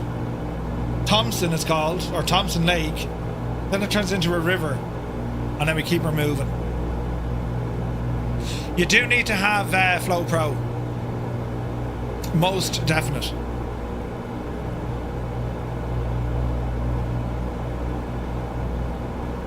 Okay, we're pretty much a straight line here, so...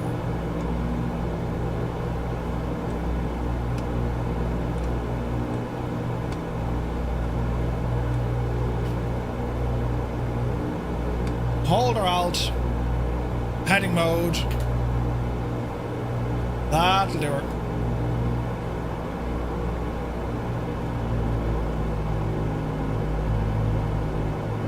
And something like that.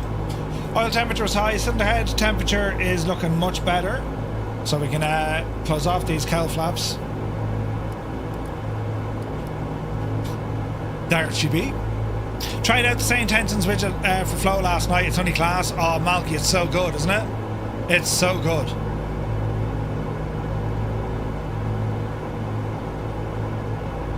This is gorgeous. Bad Murph, that is one. That one is broken. Don't be trying to ban Murph. Murph's a great bunch of lads, so he is.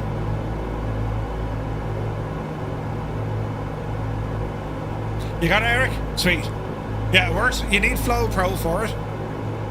But you can customize it. I mean, I have extra things turned on here. It shows you the server, the nearest airport, but we can hide all that stuff. And this literally just gives you the this will give you like the options what you'd have in whatchamacallit, what you get from Garmin.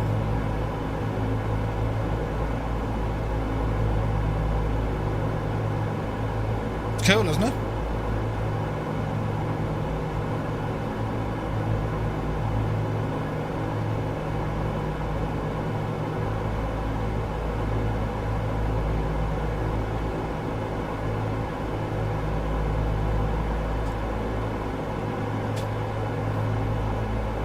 I mean, we're kind of going right. We can follow on the lake, I suppose.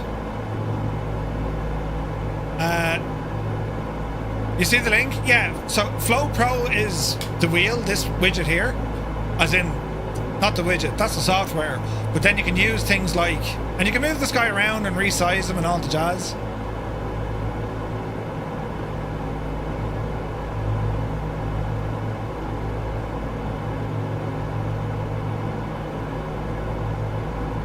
He goes there.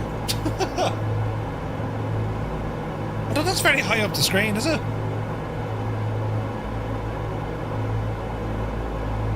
Put it back to where it was. Speaking of 24 and 2020 compatibility, in the upcoming stream utilising the shuttle carrier, Murphy, a link to download, but it says for 2020 only. No, it works in 24. It works in 24 and 98 Vulcan. I mean, I still have 2020 installed. I haven't touched the thing in months. Is it months? Maybe not months, but like a considerable amount of time I haven't used 2020. Do you know? But no, the shuttle carrier flies fine.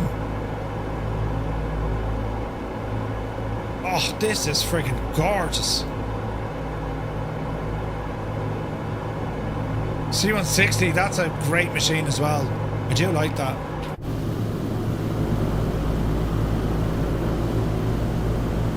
Hey, Kilburn is with us.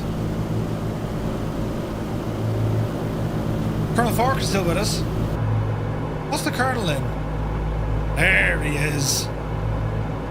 Heck yeah.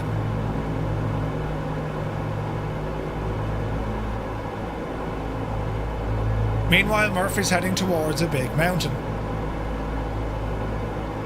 Transall, definitely a good investment, yeah, man. It's a great plane. Great plane.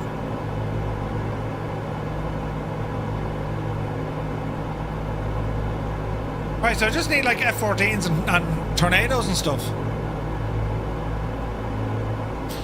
I wonder how people are still using 2020. I mean, there's a bridge. There's a couple of reasons. I mean, truth be told, for a lot of aircraft in 2024, buy 24, or if you have Game Pass, a lot of aircraft does an upgrade price. Scenery, there was an upgrade price. You know.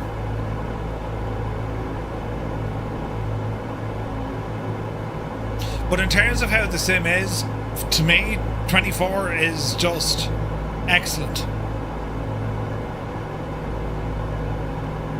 Streaming everything in 24 also not viable for people with terrible internet? Yeah, maybe. Could be, yeah. I don't think you can like pre-download areas like you could again. Like that's unfortunate. Lads, look at this terrain. Isn't this just savage? You stream 2024 4G is doable.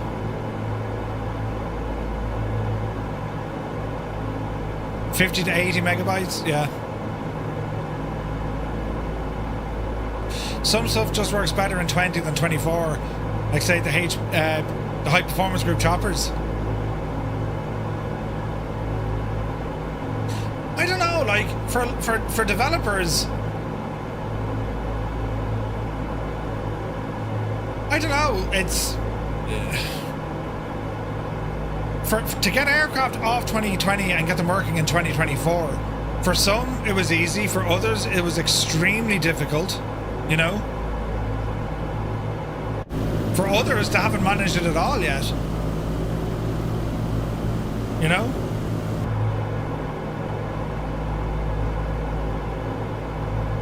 You've entered into Beyond ATC and FSTL from Flyby. Rob, cool.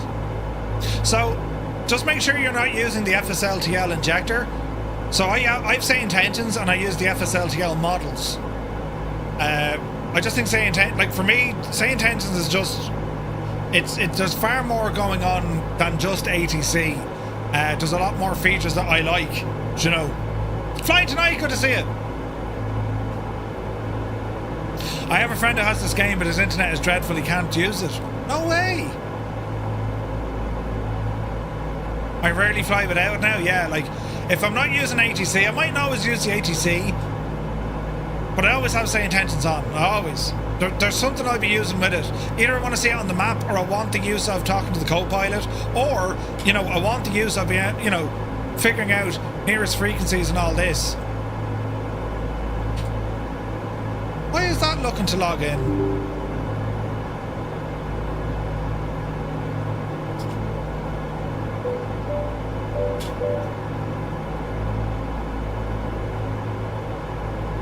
Really?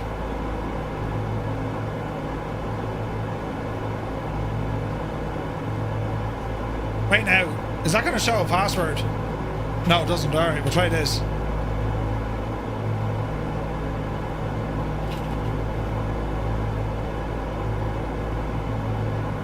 Do.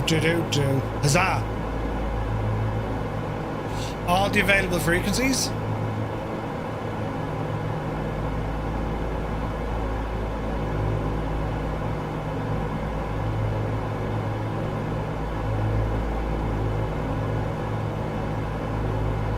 And then check. Yeah, it's class. It's absolutely class. I love using it. Right, we need to land here. Autopilot coming off. And we're going to circle up this way. So, runway 15.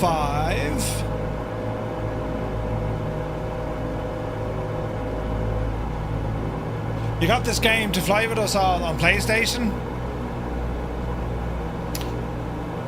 They just don't do crossplay. I wish they did. I absolutely wish they did. We keep asking them, don't worry. And never say never, they'll eventually get it working. I'm sure they will eventually get that working. Whatever red tape they need to cut through. Murph, you know I wasn't able to replicate that livery issue you DM'd me. It's because they still have 2020 installed. No, that shouldn't matter, Roy. Completely separate location and they're not talking to one another. Plus, the OC doesn't install into 2020. So like the likes of Phoenix, for example,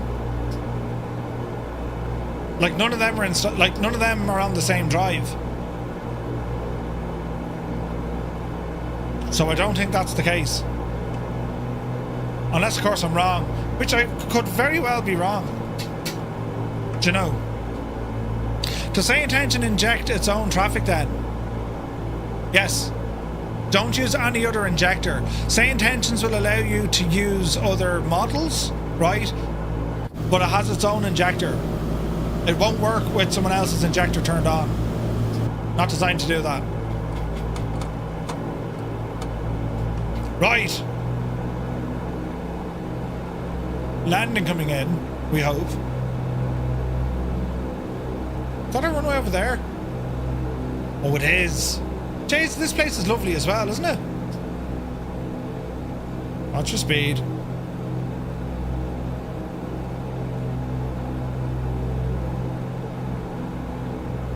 In the app data folder, you have two folders. No, they're separate paths, Roy. Doesn't, you know what I mean?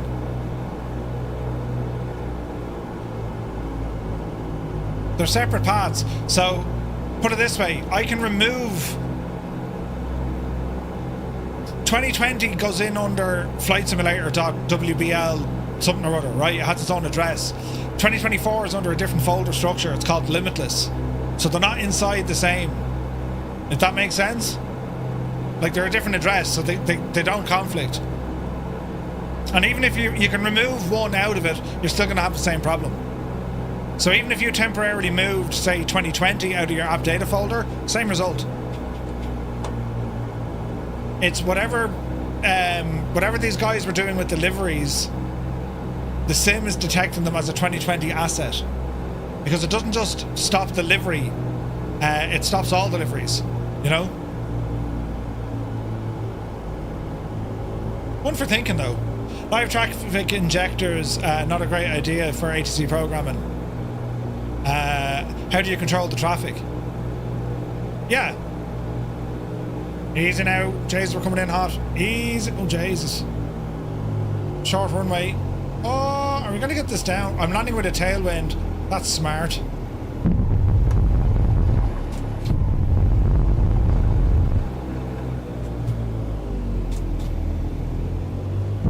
We're going to die.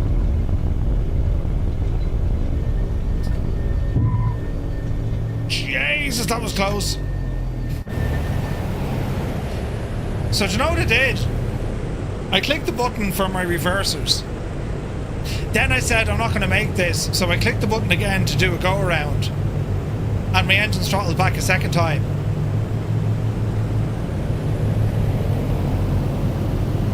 Good to know, lads, good to know. But yeah, like, so the live traffic rather that Malky is saying, for some folks it's fine, but there's zero way that ATC can control that traffic. It can't sequence it. You know what I mean? With say intentions, that's why it doesn't use live data. Because how do you sequence it then? So it uses gate scheduling detail, which is it seems to be the most accurate way to do it. I say accurate, it's the most realistic way to do it. Jesus, man, we nearly went off the edge. This is a stunning little airport. Dangerous now, but, you know, stunning.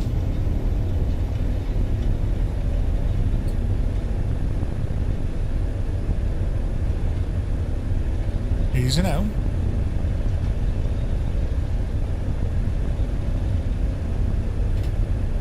Kato! Oof! Abort! Abort! It's not safe! No!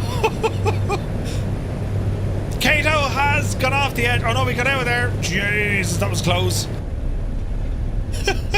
Brilliant. Who's the poor devil that fell over?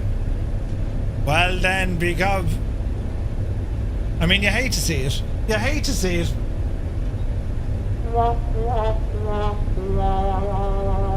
The poor owl devil. Need a medic down here. He fell over. Yuval, press the Y key twice. Fast. Right. Here we go again. How's our fuel? Oh, we're low on fuel. We're going to switch over to our auxiliary tanks.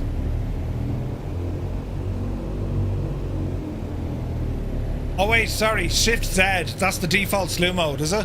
Shift Z.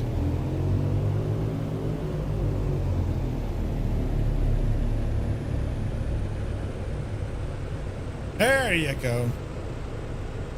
Right. Need to change fuel tanks. Unlock that.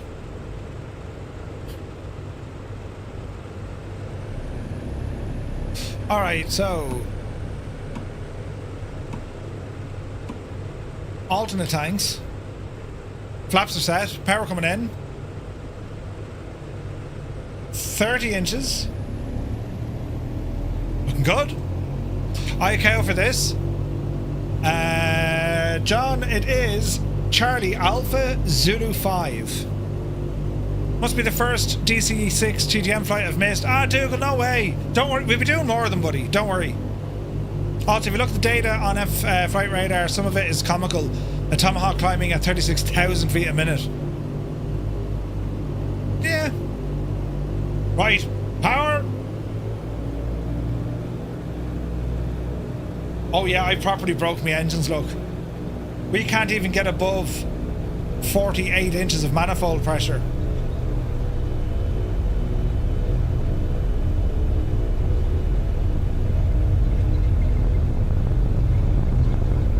I'm taking off the wind behind me. This is stupid. Why did I do this? Oh, we're going down the hill, that's why. This is going to be interesting. This should have been a water injected takeoff. Murphy, you're such a muppet. Oh dear. Oh dear. Oh dear. Don't hit the mountain. Don't hit the mountain. Gear up. We didn't hit the mountain. Jeez, we came close to it. What a level of muppet. Yeah, I'm after damaging the poor old engines on this. Jesus. Right. Almost clipped. Is a refund? Density altitude? Maybe, but it's...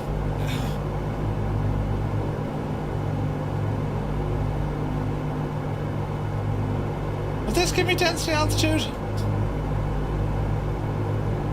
Easy now.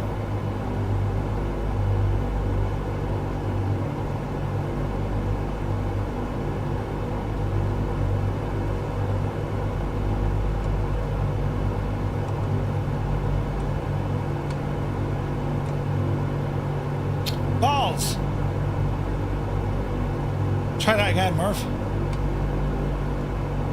Yes. There we go. No, but if the GTN installed, it'll do it. I think we can get density altitude on this guy, can we?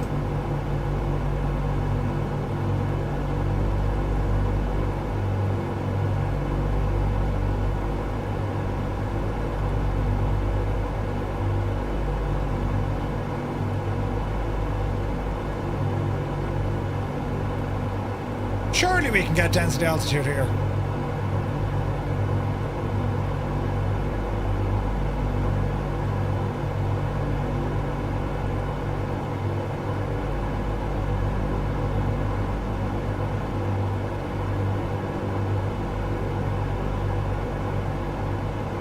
Right. 34,634. I mean, you know, we all like a bit of crack, but like, is that like what?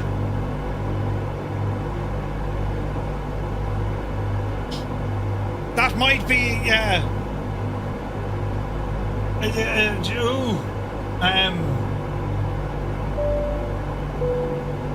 that's Looks like I picked the wrong week to quit amphetamines. right. Cylinder head temperature's off the friggin' top again.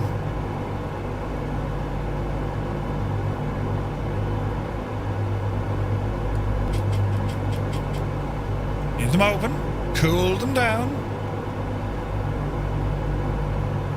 There they go.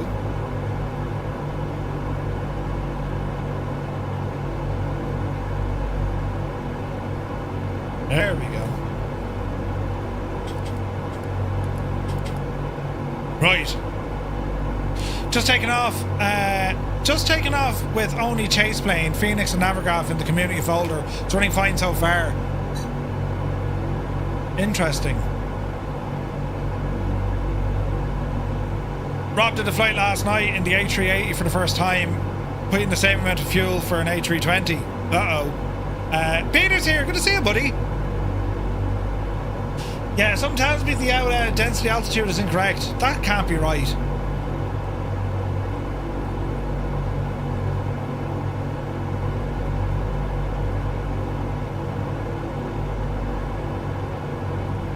That can't be right.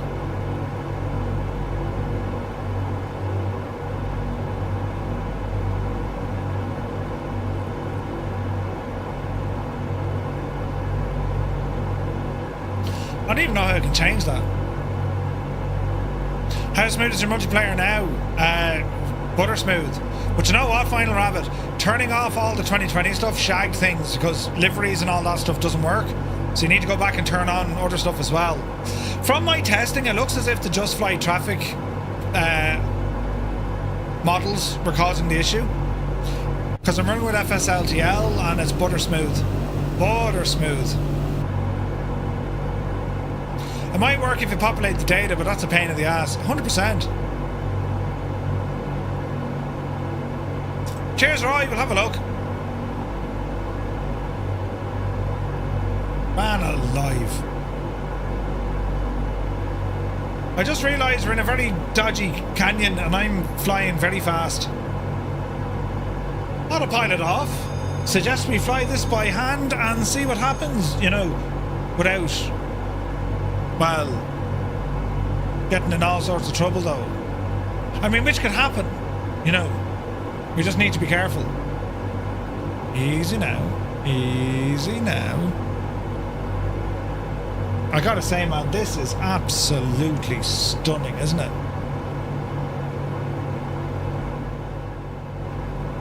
Some tunage.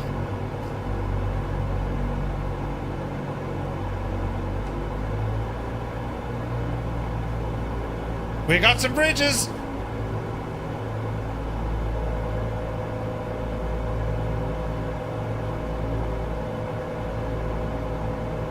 I don't think we're gonna fit there.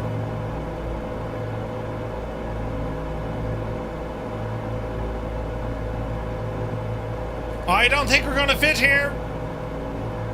That's a big 10-4, good buddy. Stu Snape, you mad devil! Oh, Jesus. I will fit.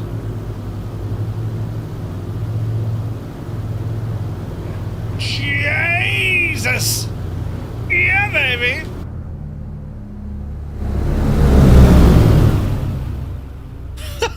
Jesus! Stu Stape, you absolute mad devil, thank you very much indeed for the 3 gifted subs. You've unlocked us something. Man yourself. Man, the scenery.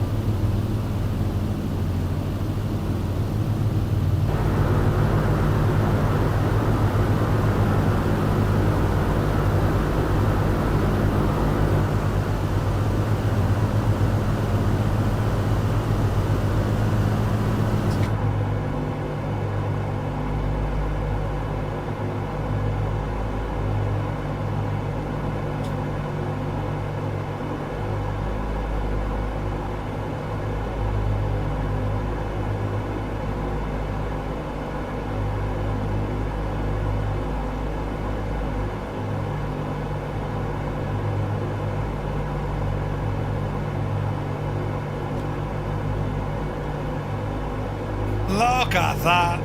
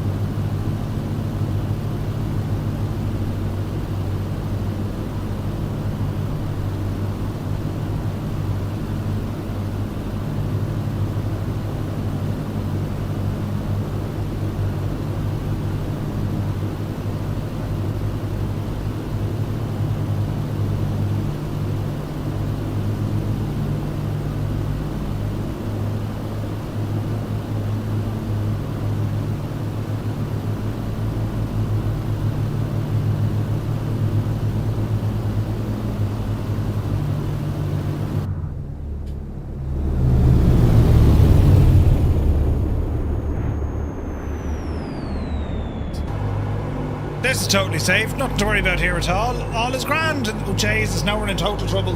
Oh, no! Right. Hang on. Oh, no. Oh, dear. We're all right, but just barely. Man alive. Jesus. Right, we're live again. Ah, brilliant. This is Vidri. It's a waypoint. We're just going to overfly this area and then down here, hang a right. And that's going to do us. It's been fun. And as I say, I mean, this entire session, no issues with WASM. But I guarantee you when I restart it, I'll get a WASM crash. So if you want to be able to fix it, you just need to delete the DC-6 WASM folder. In particular, there's a DLL in there that's causing it. But PMDG are aware of it, so hopefully there's a fix. The LOD in that B-17 is shocking. Jesus, it's terrible. They need to really fix that. I don't know how they're going to fix it, but they need to fix it. The latest update of the aircraft is really good though. That B-17 from Microprose, it's decent like.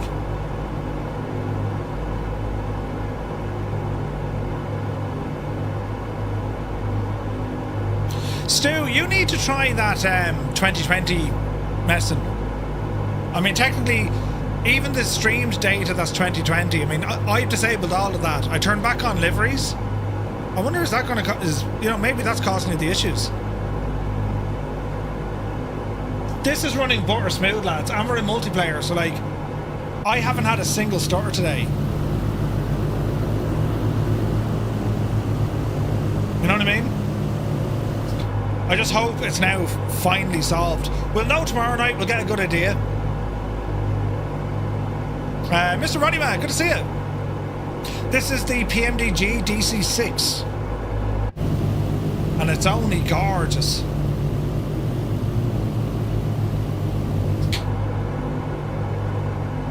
Alright, up the valley we go. Cylinder head temperature, what's wrong with it? Still too hot?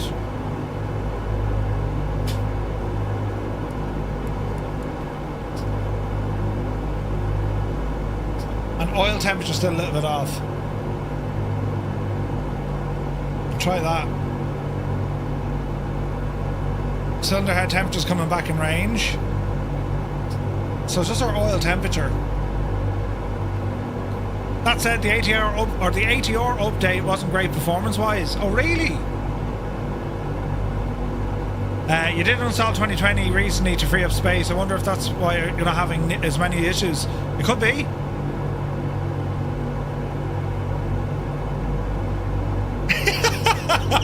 Stu Snape, that's so funny.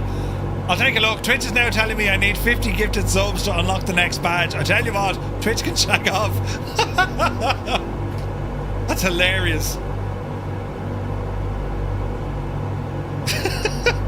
Twitch made me do it. That's brilliant. Roy is working on a tool that might be able to improve all of this. Maybe there should also be a WASM detector and rebuilder option. You can't rebuild it inside the sim. Well, sorry, you can. But you can't rebuild it if the aircraft is loaded and active. Does that make sense, Roy? Right, how's everything? Oil temperature still giving out to me.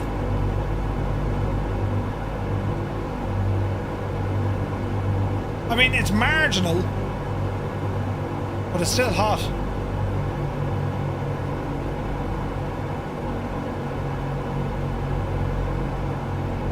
Like, that's a oil pressure, yeah, because my RPM is on the ground. We're trying to cool it down. We'll go for more manifold pressure. Actually, no, go for more RPM.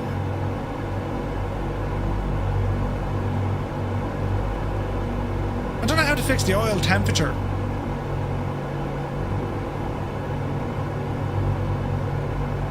Yeah, very true, Roy. Yeah, very true.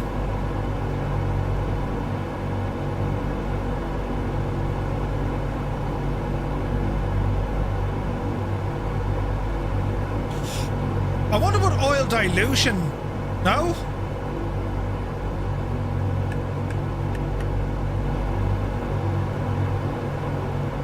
Would that not help?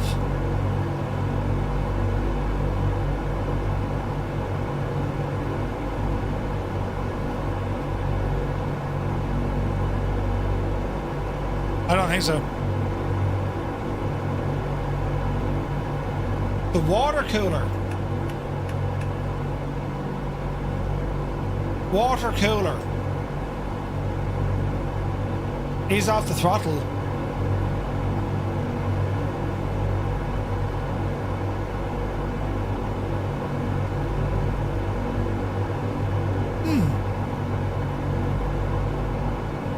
Water injection. Will this cool down the oil? Because I need to be running this hotter, don't I?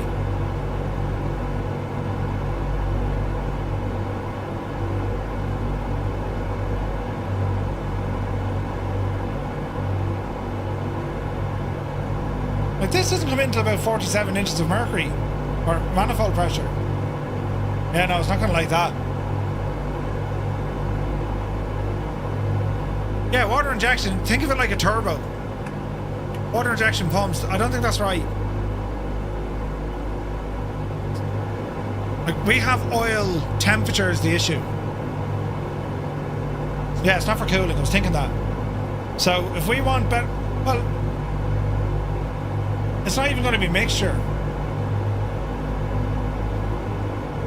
Hi from South Carolina. Good to see you. Yeah, I'm trying to think, how do we cool the oil?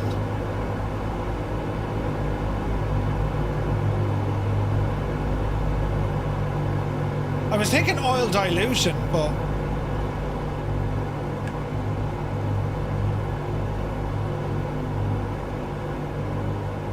I don't know. Reduce RPM.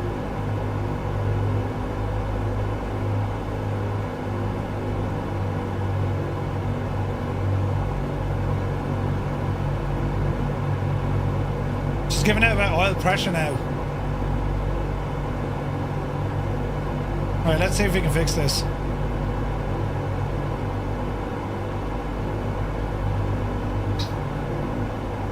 That RPM is too low for the oil pressure though.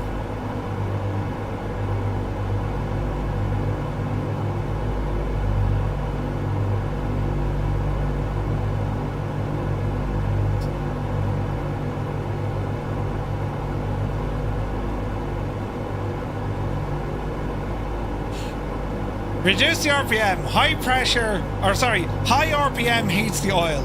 Your pressure's low because you diluted it. I only diluted it for a second. Look. Hang on. Oh wait, is that why? Hang on.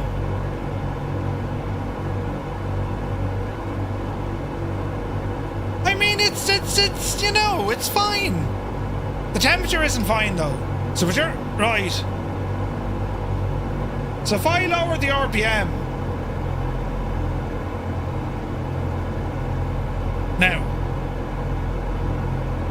Hang on, we nearly had it.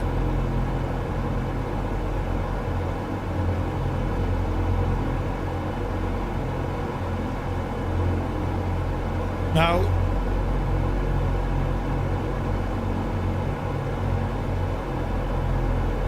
Right, there's oil pressure, and now if I do it this way, my temperature drops. Isn't that right? Isn't it? Shouldn't it? It's not jacking moving. I need to top the glass. If you dilute the oil, it gets it goes past the piston rings. Oh, does it? Oh, right. Your oil pressure's low because you shagged the engines. No, I didn't. My oil pressure's laughing at us now. Look, but my oil temperature is still too high. So I've lowered the RPM to 2000. This will probably just take a few minutes.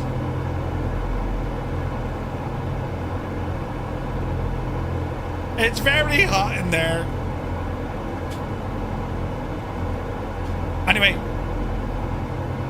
Remember, he's used to a Skoda. Oh, for crying out loud. Oh, Jesus, we're landing right here, look. I know, I'm going too fast. Easy now. This is going to be a tactical approach. Jesus. Well, to be honest, we'll fly around and come in the other way. That's what we're going to do. That's exactly what we're going to do, lads. Put a bit of black tape over it, be fine. Murph going too fast, said no one ever. Yeah. What are you talking about? Abuse? Imagine seeing a DC-6 in the real life flying with this livery. Who do we know that owns a real world DC-6 that's still flying? You know, apart from Red Bull. Or maybe Red Bull, and then they'd agree to paint it in this livery. I mean, you know, that's when we'll know we've made it, lads. Right, bring the speed down, you muppet. You want to slow down. Jace, look at the incredible difficult turn I just gave me. I'll go far. Alright, power down. Easy. Oh wow, look at the colour of the teal. Look at the river, look. Look at the lake up there. Jesus, the colour of it. Look. It's pure palatial. Now, if I do this right, drop the legs. There we go. And we do a little bit of this. The wide angle turn, you know. I don't think this is Banff. Is it Banff? No, it's not Banff. Right, watch the speed.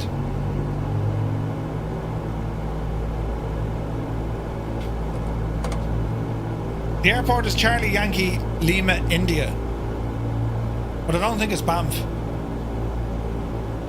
You're heading to Nook. Nice. Where's that airport? Ah! I went outside.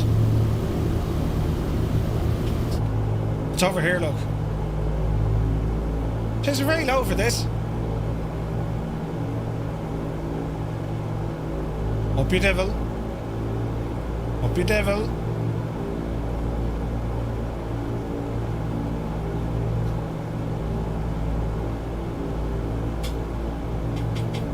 Right, easy now. Gently does it.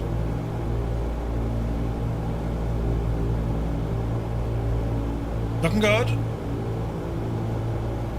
Man alive, we're actually looking alright here. Apart from the DC-6 on the runway, who is it? Ah, Jesus. This could get messy. Easy now. Easy. Easy. Hold the nose. Dreamy, sleepy, nighty, snoozy, snooze. Ah, Jesus, Stu, the man's like a sniper. Easy now. I landed with the wind once again. I'm a special kind of muppet tonight, I can tell you. Oh, yes.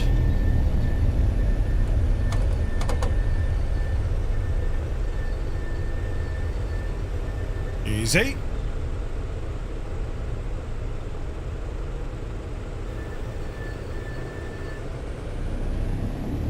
DC-6 has 4 switches on the aft overhead panel that control the cooler doors. Switch positions are off, door closed, auto, or open. Let us double check. I don't know if Ford's approved anything. He's good at going too fast off a cliff into the side of a building.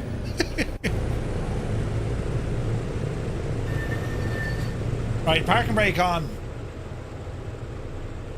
Generator. Circuit breakers. There's nothing there for oil. Oh, the aft overhead panel.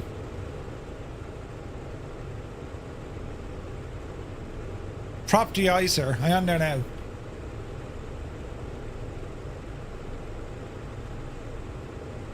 Okay. Prop de-icer. Oil dilution. Water pumps. Fuel pumps.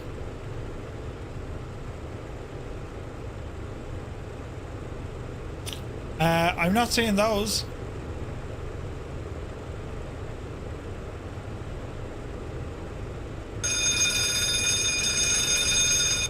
Hello?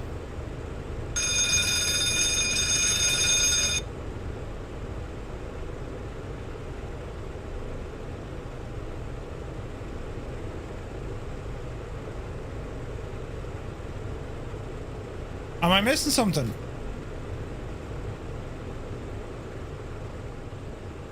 On the DC-6, there's 4 switches on the aft overhead panel. Oil cooler door switches.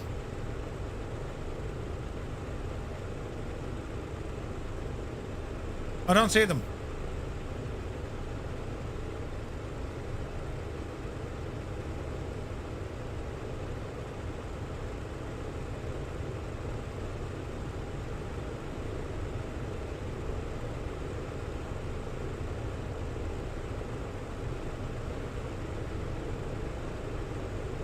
Fuel heaters, cabin, prop. I don't see them.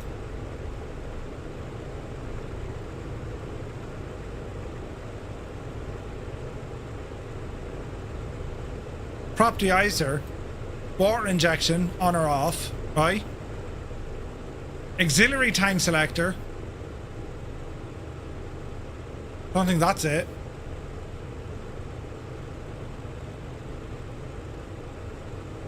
Is that from like the real aircraft or is that from PMDG's aircraft? I really don't see them.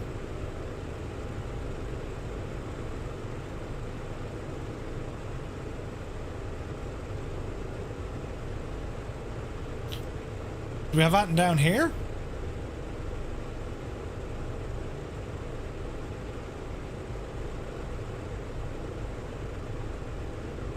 Engine fuel and oil pressure warning isolation. I've never seen them or used them. I'm the same. This is news to me. I've never seen oil doors.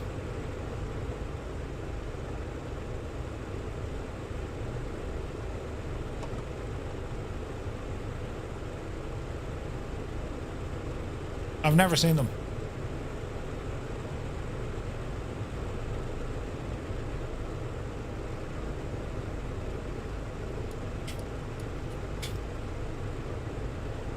Anyone seen them before?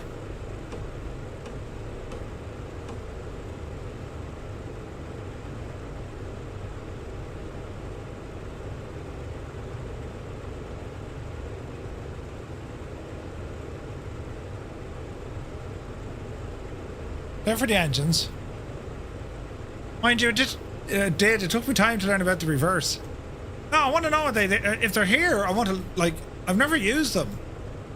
We do have water injection, but that's pumps. We've oil dilution.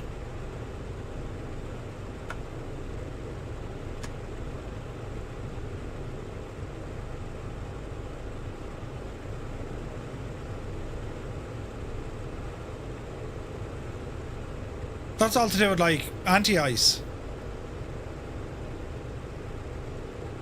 That's a good one now.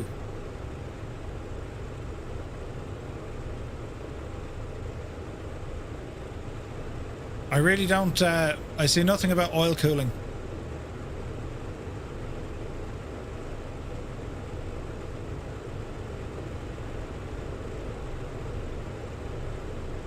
No, don't think they exist.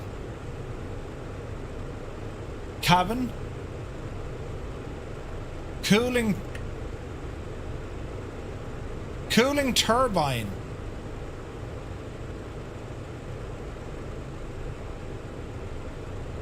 I mean, it's dropping because we're idling. You know what I mean?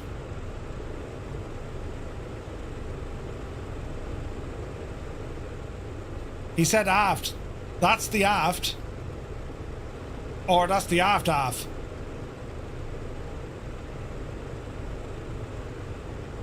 Behind your overhead. No, like that's your overhead.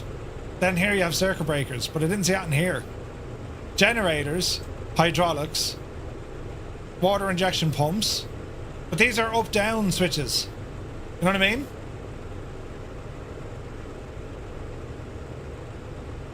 These aren't three-way switches. These are up-down, on or off.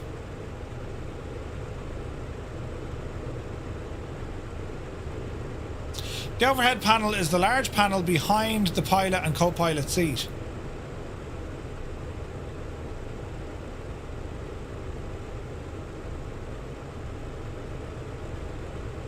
Okay. So, this is the only other panel we have. And this is to do with your water injection, oil dilution, and then you have this stuff. Auxiliary oil tank. Prop de-icer. That's all.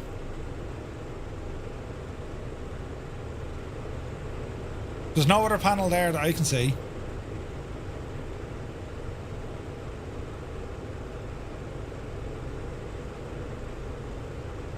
PMDG didn't model it, it's handled automatically. There you go, there you go. I was thinking that, like, there was no way. I mean, yeah, okay, I'm a tick when it comes to other things, but I never came across that. Unless... Oh, there's nothing else there. Interesting. Okay, so they never modelled them. Alright. Right. Maintenance. Repair engine. Engine oil. So engine 2 burnt more oil. That's interesting, isn't it?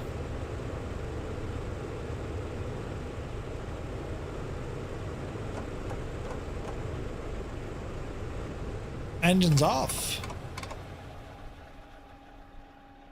All right. Now, ground power is there. And swap over to our ground power. Lovely.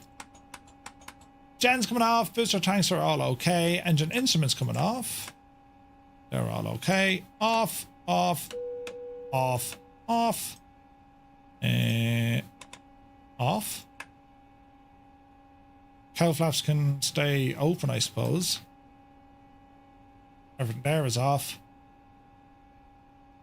Beautiful. Control lock. Flaps are already up. Battery. And that's her. That's all she wrote. Let's get her chocks, pita covers, oil pans. Get some doors open. You bleed and tick you.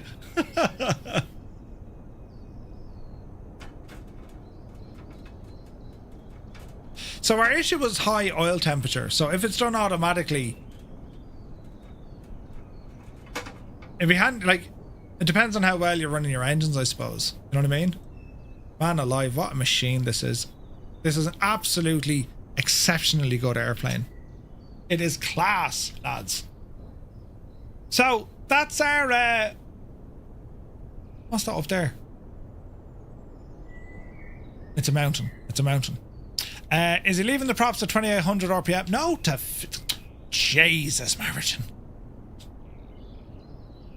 No, I'm keeping the props between kind of 22 and 2400.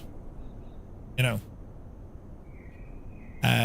No switches modelled. Oil cooler door controls are absent from the cockpit.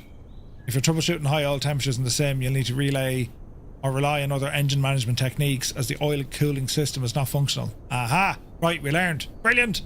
Yellow, by the way, means at the high or low end of acceptable stress range. Yeah. Like, it wasn't a disaster, you know. But always interesting to see. But what an aircraft. Like, it's just gorgeous. And it's fun learning the thing and figuring out what works and what doesn't. You know what I mean? And even in its 2020 state, in terms of texturing and whatever, it's still gorgeous, isn't it? I'm sure overheating oil temps doesn't damage the engine. I think it does. Yeah, the livery's gorgeous, isn't it? Cyrus did an incredible job with this. Hot oil is thinner. Yeah, but yeah, unless you burn it completely out. If they didn't model it, then they probably don't model the damage. Yeah, probably.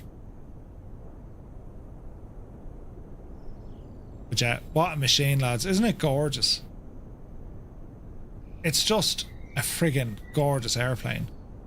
And again, to fly with you lads once again. Loving this, and no stutters. Now, granted, we'll learn more tomorrow night. We'll see if there's going to be more stutters. Hey, Captain Cocktail's with us. Jeez, look at this part of the world we're in. Isn't this gorgeous? This airport, Charlie Yankee Lima, India. It's absolutely gorgeous, isn't it? Look at the mountains here, look. Stunning. We're in live weather as well. That's nuts. What a beautiful machine, though. The DC-6 is indeed back.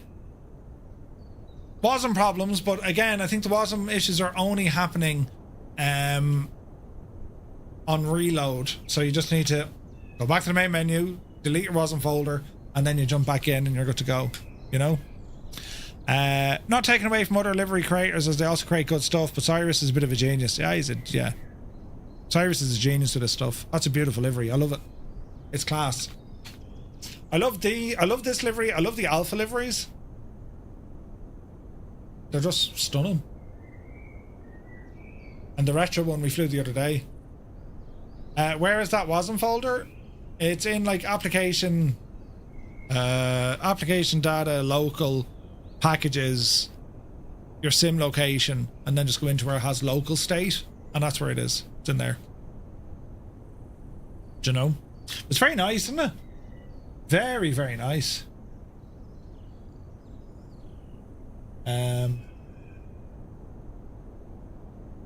Yeah. Beautiful. I think it depends if you have a Steam or MS Store version 2. Sorry, yes, it'll be slightly different in your Steam folder. Yes, slightly different. I think it's like Steam, Common, and then you go in through that way. Do you know? But yeah, what a machine. Right, lads, that's going to call it for today. We're back to you tomorrow, 1900 Zulu, as we continue on from Earth to the Moon. And we're going to be flying in the shuttle carrier. Just create an updated folder where the tool can open up the WASM folder. Oh, nice one, Roy. Sweet. Yeah, so we're back tomorrow, 1900 Zulu. Massive thanks for everyone tuning in today. And yeah, the DC-6, we'll have more flights of this, as you could have imagined, because I do like this. It was a stunning flight, beautiful scenery. The flight plan is over on Discord if you want to save it and do it for your own flight. It's very nice. So we're back tomorrow, 1900 Zulu. Have a lovely evening. Take it fierce, Andy. And until the next time, you take care.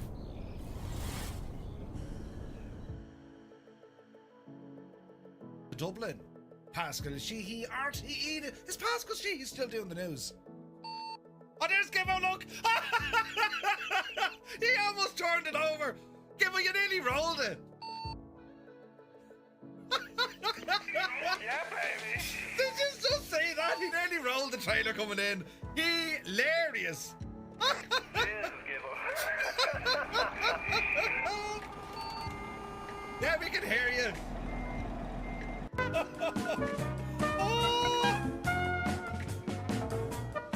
Oh no, oh god, oh dear.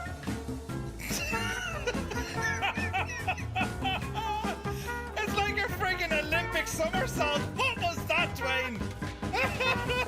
But the mod control, from a viewer perspective, it makes the whole thing quite negative, doesn't it? When you delete, you're sitting there and you're thinking, Jesus, this is painful to watch. This is like watching the end of Glen Rowe or...